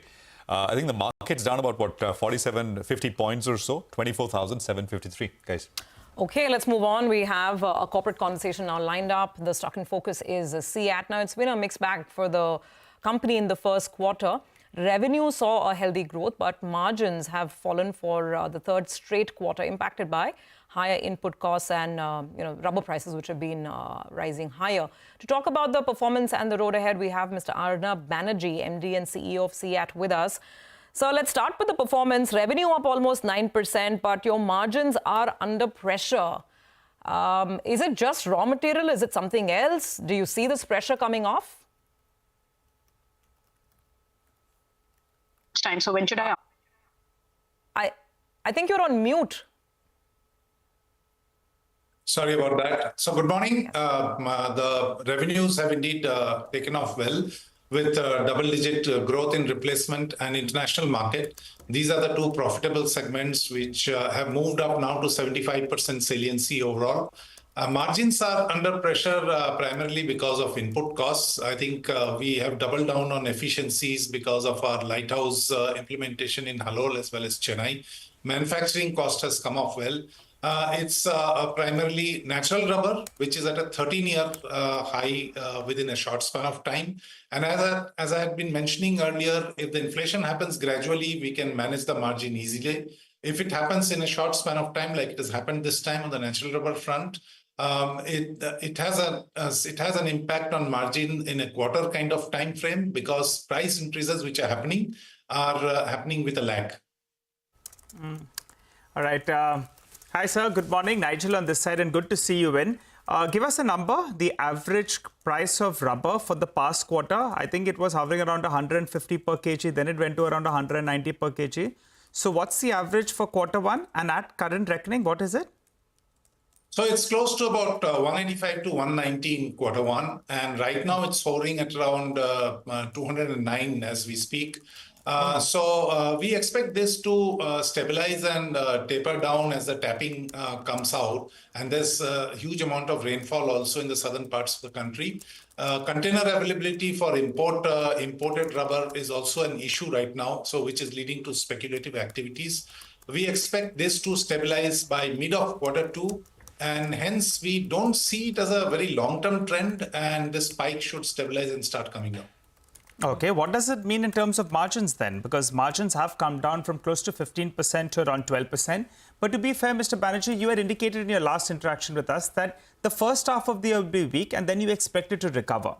So do you see it recovering in the second half of the year? If yes, should we get closer to around that 14% odd mark? Yeah, I've been mentioning that we would like to keep our margins within a narrow band, and we've just fallen a little bit behind of the lower end of the band at 12%. Quarter two, the raw materials basket is expected to rise by another 5 to 6% over quarter one. So quarter two, the price increase impact which happened in quarter one also will be felt in quarter two. We have to manage quarter two prudently. And thereafter, we expect the pressure to ease out in half two of this year. And we are also seeing a very robust demand in margin accretive areas, which is international sales, two-wheeler sales. Rural demand is coming back, and also passenger car tire sales, where we have started investing heavily. Got that. Mr. Banerjee, hi, good morning. Prashant here. So just to stick with pricing for one bit longer, some have made the case that there is there is structural sort of pricing, a pricing strength available in the industry, and you're kind of well capitalized to take advantage of that with your brand, etc. Is that really the case?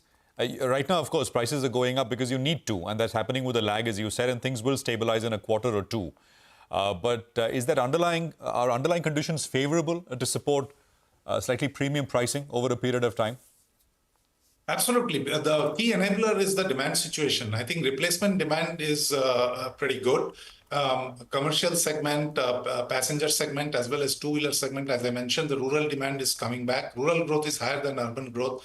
So if the demand situation is supportive, we will be able to take pricing up in passenger as well as in truck bus radial, where our products are getting accepted because of superiority in performance, which is being seen by the end customers through repeated trials and efforts over the last few quarters. So we are pretty confident about being able to take price up, but it will happen with some lag. Okay, very quickly, Mr. Banerjee, you were targeting high single-digit growth, volume growth for the year. At current reckoning, do you believe that you can get to that? And coupled with the price increases, do you think the revenue growth for the year should be in the vicinity of around the mid-teens? Mid-teens exactly, I cannot say, but definitely double-digit. We are pretty bullish on the top-line growth and in the right areas, which is international. Our order book is absolutely strong. And there's some disruption, as I mentioned, because of container availability and freight rates, etc. But on a long-term period of 2 to 3 quarters or 4 quarters, we are pretty much confident on that front. Our two-wheeler sales is robust. Our four-wheeler sales is going to improve in future. And we have done remarkably well on the commercial vehicles tire sales also. OEM was a little bit subdued for us in quarter 1. Which is expected to pick up with the new models which are getting rolled out on CEAT tire, and we are nominated on that. So we are quite confident of double-digit growth. All right, double-digit growth on the top line with the margins headed towards that 14% odd is what you're guiding for. Thanks a lot, Mr. Banerjee. First quarter a little bit weakish, but hopeful of a recovery in the second half of the year. For the time being, we slip into a short break. On the other side, we get chatting with the management of Tata Communication and Polycab.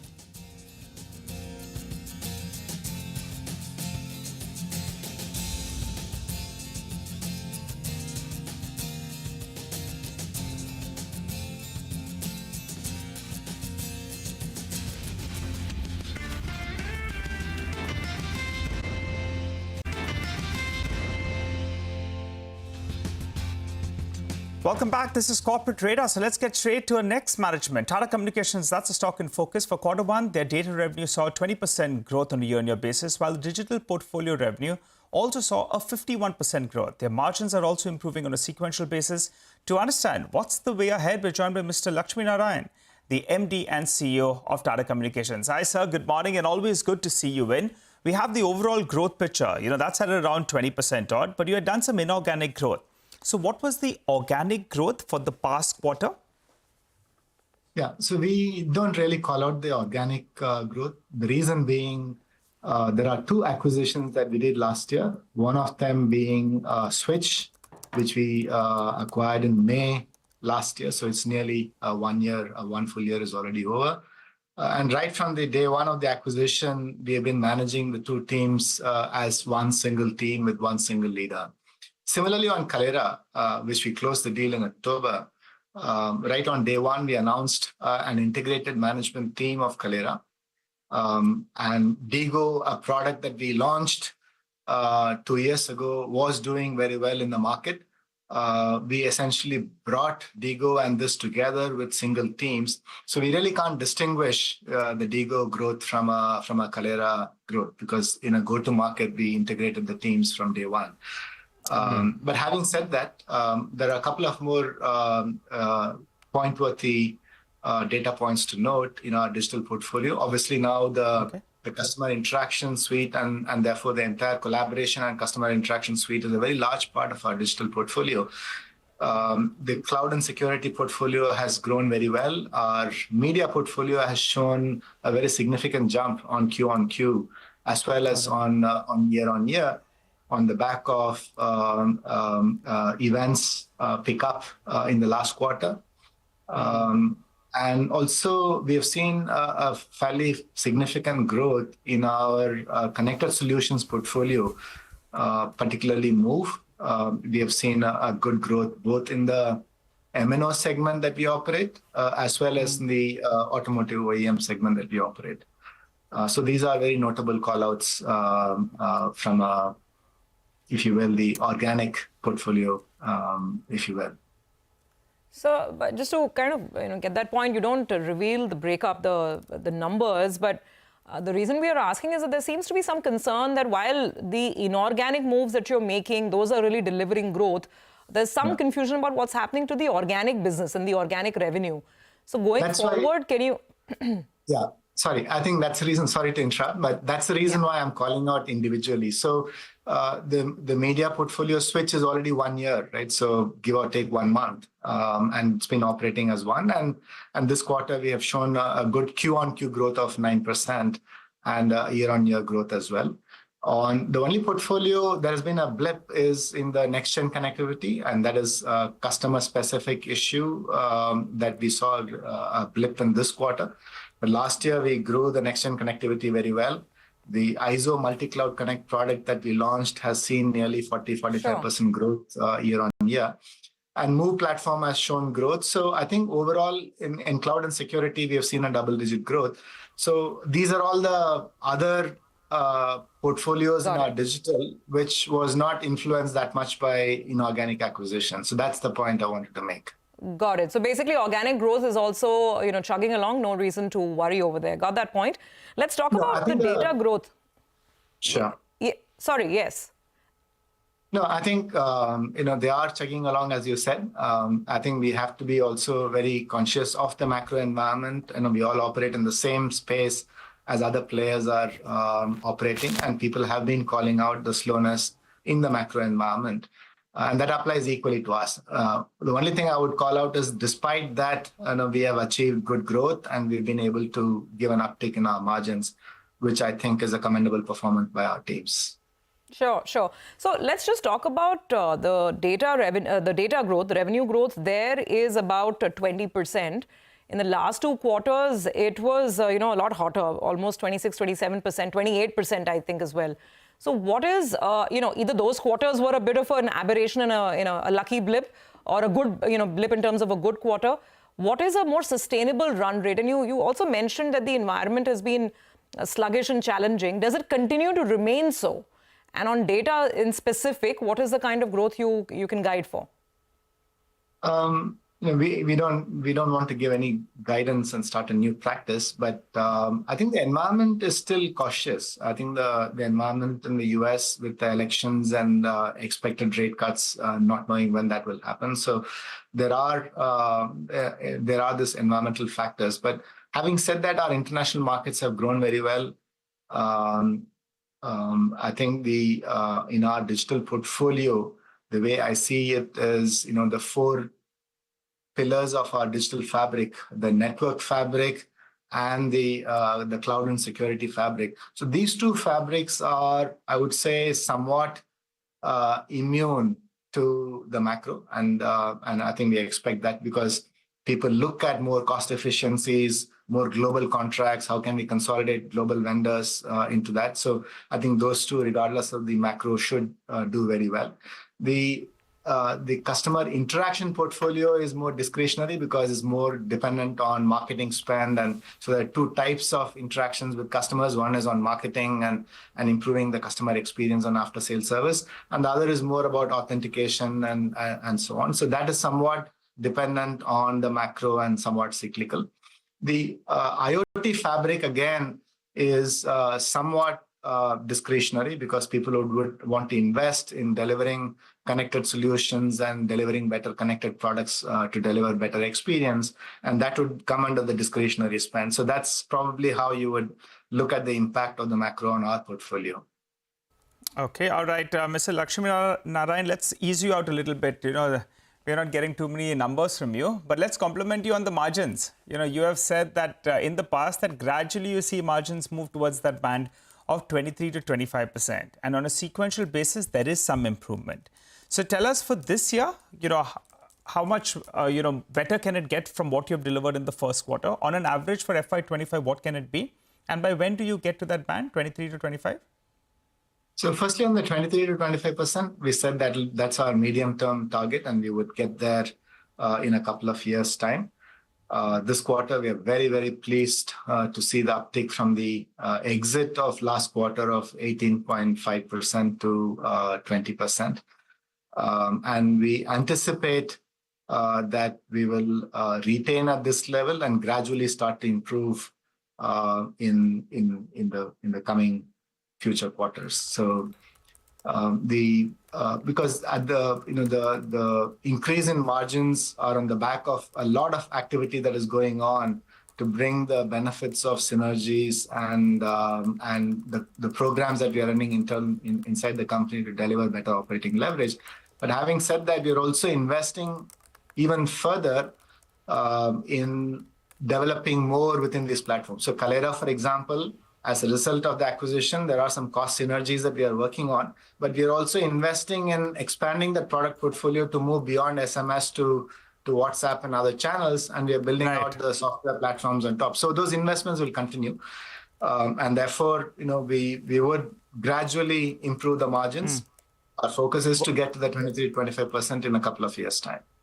So FY26? You can say that, yes. Okay, all right. You also said that you're looking at doubling your data revenue by FY27. The street believes that looks very, very aggressive without any more M&A.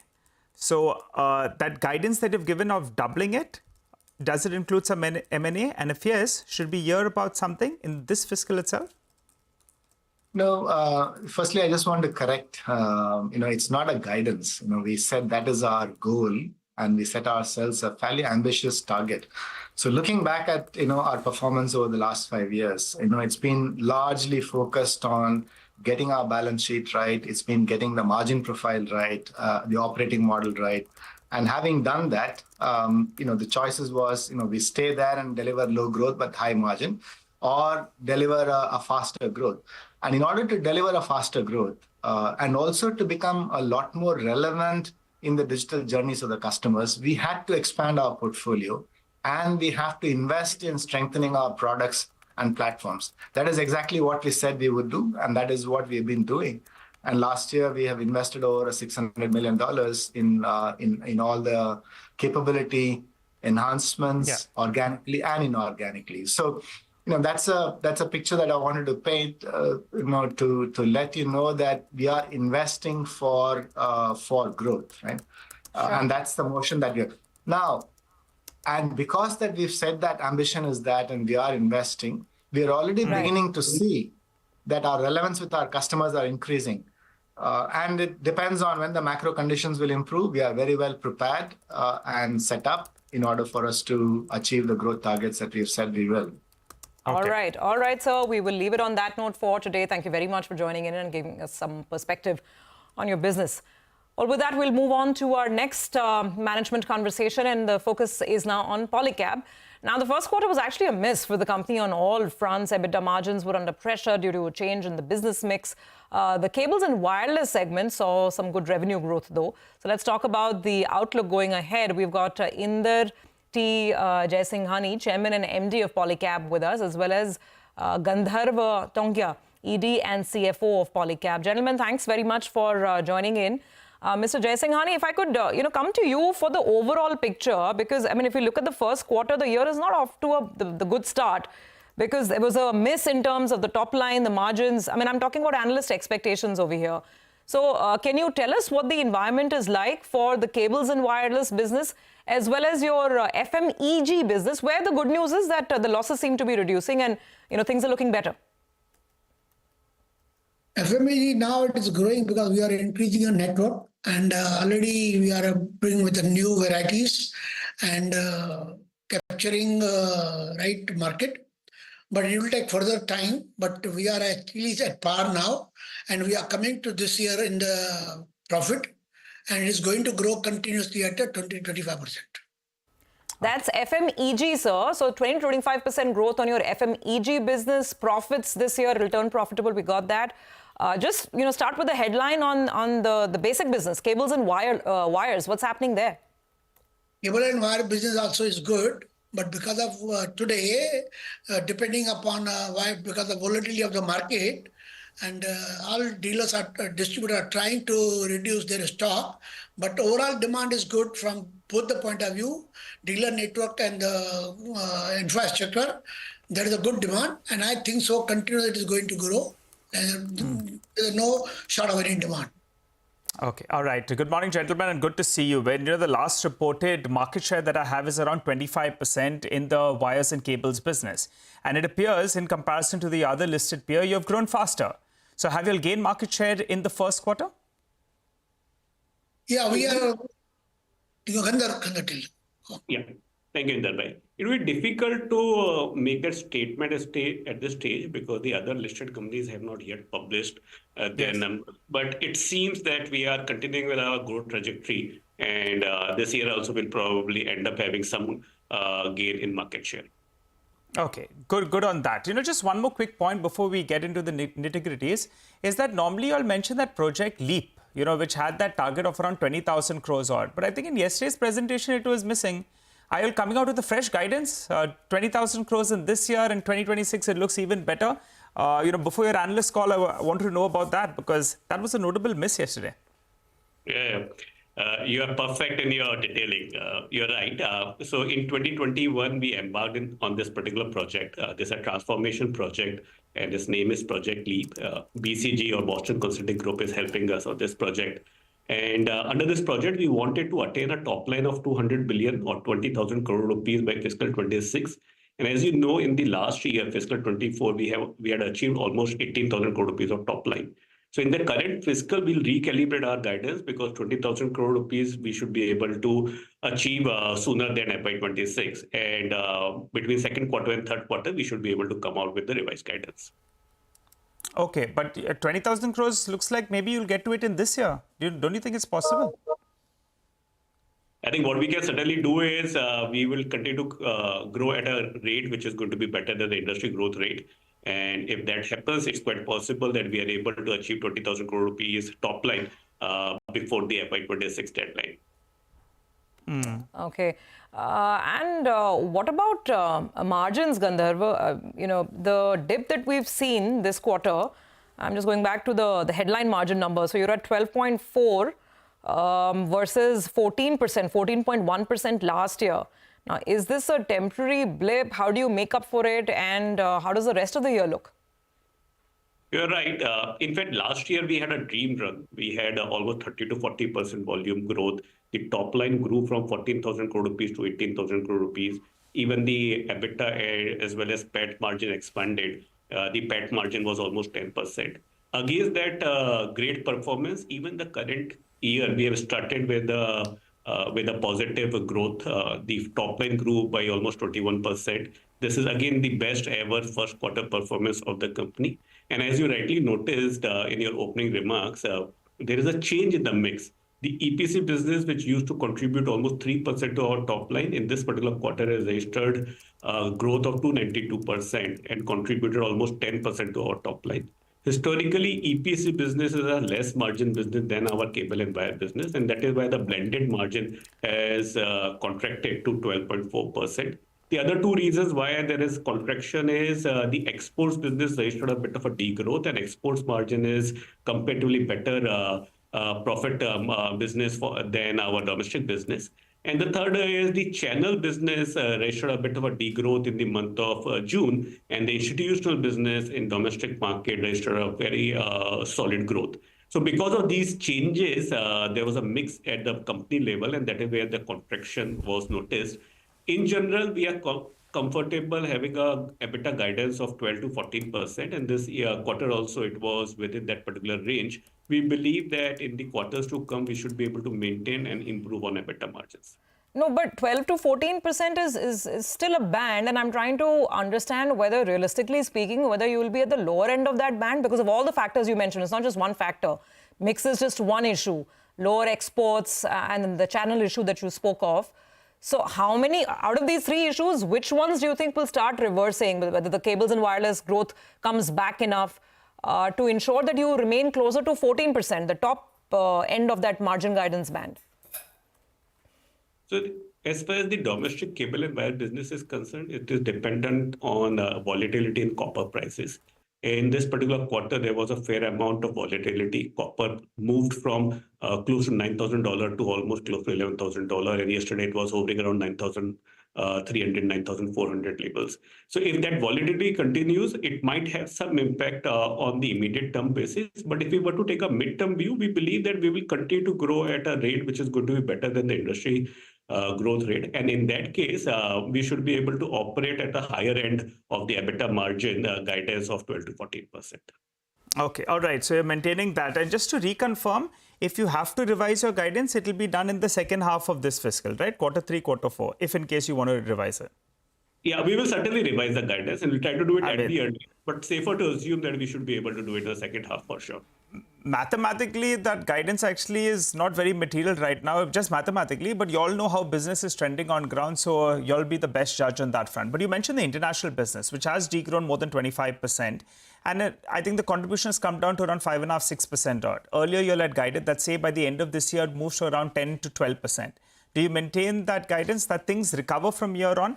And by the end of this year, we'll still have 10% of your total revenues coming in from the international business? You're right. Our guidance till fiscal 26 is to have 10% exports contribution to the company's top line. Yes. You are right that in this particular quarter, there was slowness and sluggishness, which was noticed.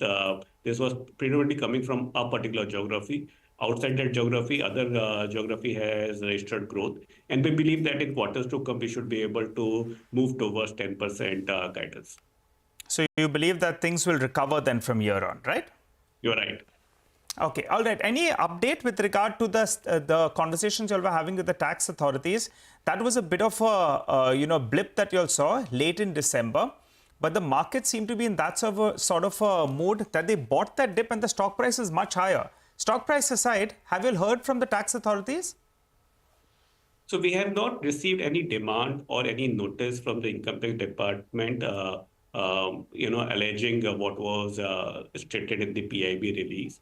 We are in discussion with the income tax department. We have been told that this is a time-consuming process, and as and when we receive any notice or any further communication, we will continue to notify the stock exchanges as we have done over the last several months. Any timeline indicated? This is a government-led initiative, and there are timelines under the Income Tax Act. I've been told that in general, they should be able to wrap up such exercise within the 12 months of the end of the fiscal in which the search was conducted. That means that by March of 25, in general, the department should be able to conclude. But these are government timelines and they are dependent on several ifs and buts. No, but it's still helpful and appreciate you being candid about it. It just gives investors an idea about sort of what time frame to work with, because this is still an open issue. There is no statement from the tax department saying that there is absolutely no demand. So it's still sort of lying open. Just to talk about, some final issues, let's get back to Mr. Jaisinghani as well. Sir, you were in the midst of a big CapEx rollout plan. What are the capacity utilization levels right now? How much more capacity would you be adding? And in terms of top line growth, what is the further impetus we can expect with this CapEx coming on stream in FY25 and FY26? Basically, today we are capacity utilization around about 70 to 72%, and continuous demand is there, and a lot of variety we are adding in our cable line.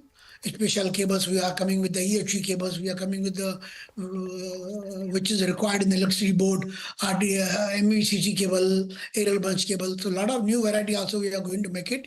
So we are continuous putting in a capex, which is going to give us at least 20–30% more coming time our revenue, and with the good reasonable profits.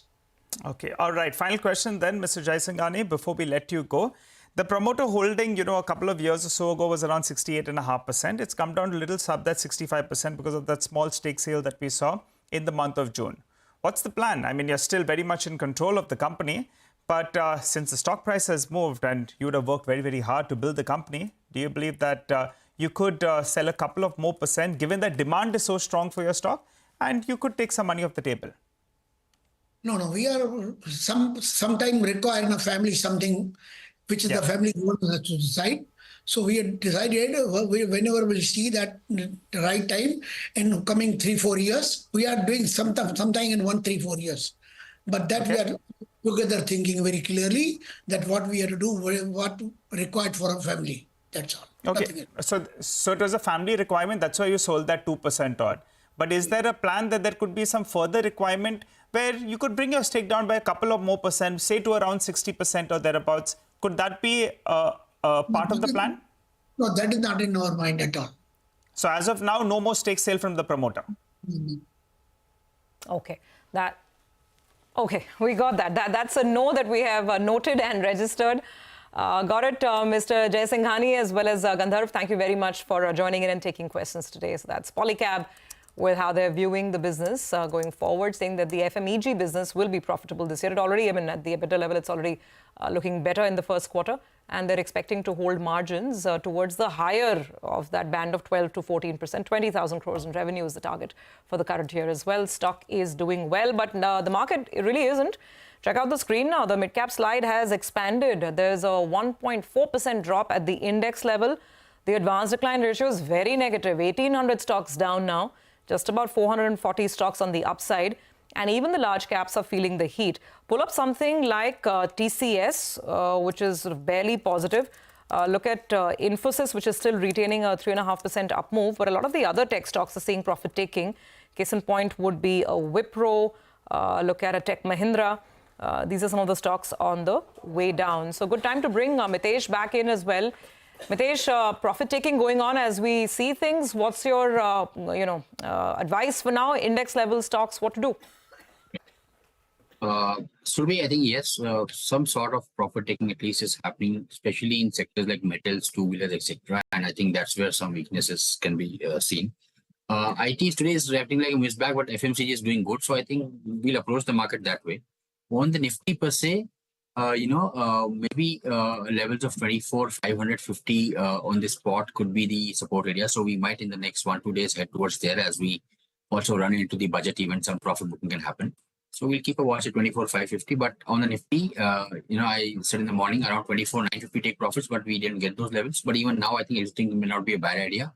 It does look like a heavy market. Having said that, I have a sell on JSW Steel. Keep a stop at about levels of 925 and look for targets of 880, 875. Sorry. And a buy on Coforge with a stop at about 6,000 for targets of 6350. Okay. All right, Mitesh, thanks very much. Got that. We'll come back to you during the course of the day. Let's see how it progresses right now. About a 90-point drop on the Nifty. We'll take a break, come back with a lot more on the other side, a lot of the stocks that are making headlines this hour.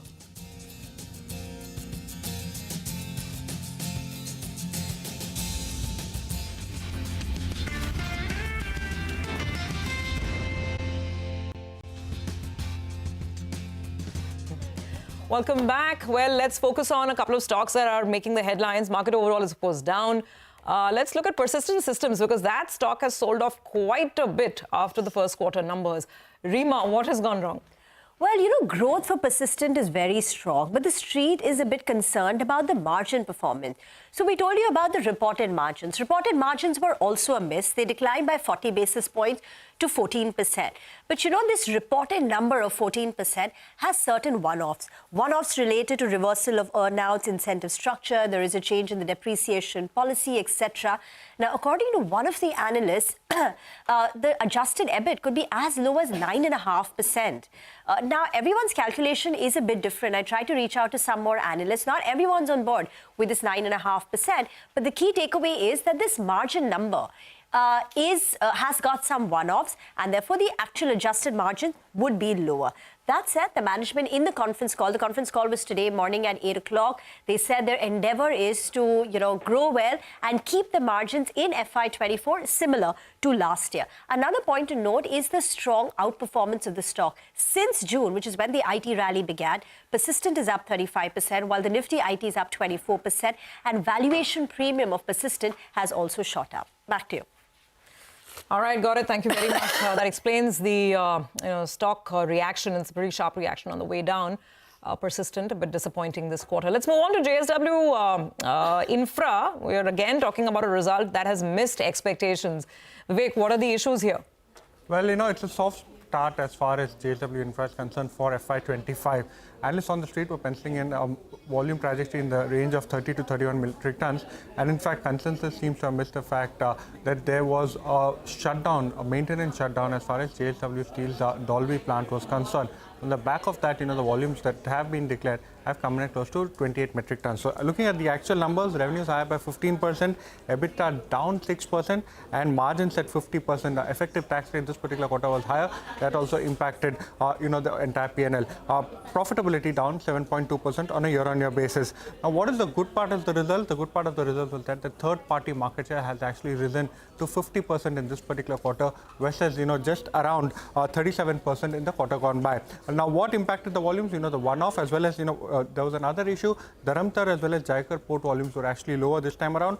What aided the volume trajectory? There was incremental volumes seen from the acquired assets, as well as increased capacity utilization at Paradeep Iron Ore and Coal Terminal. Brokerages are mixed, while, Kotak has a slightly negative stance with a sell rating. BNP Paribas believes that given the fact that the company has acquired new assets in the form of Navkar Corporation, there is a possibility that Q2 and H2 can actually be quite strong, and the company will be able to meet, and in case the performance is quite good, it may be able to even beat its own volume guidance given. All right, Vivek, thanks very much. We'll leave it on that note. Let's take a break right now. We'll come back on the other side, and then it'll be time for our special segment. The budget countdown has begun, and Lata will have with her Manish Sabharwal, Vice Chairman of Team Lease, on what the budget can do for employment generation.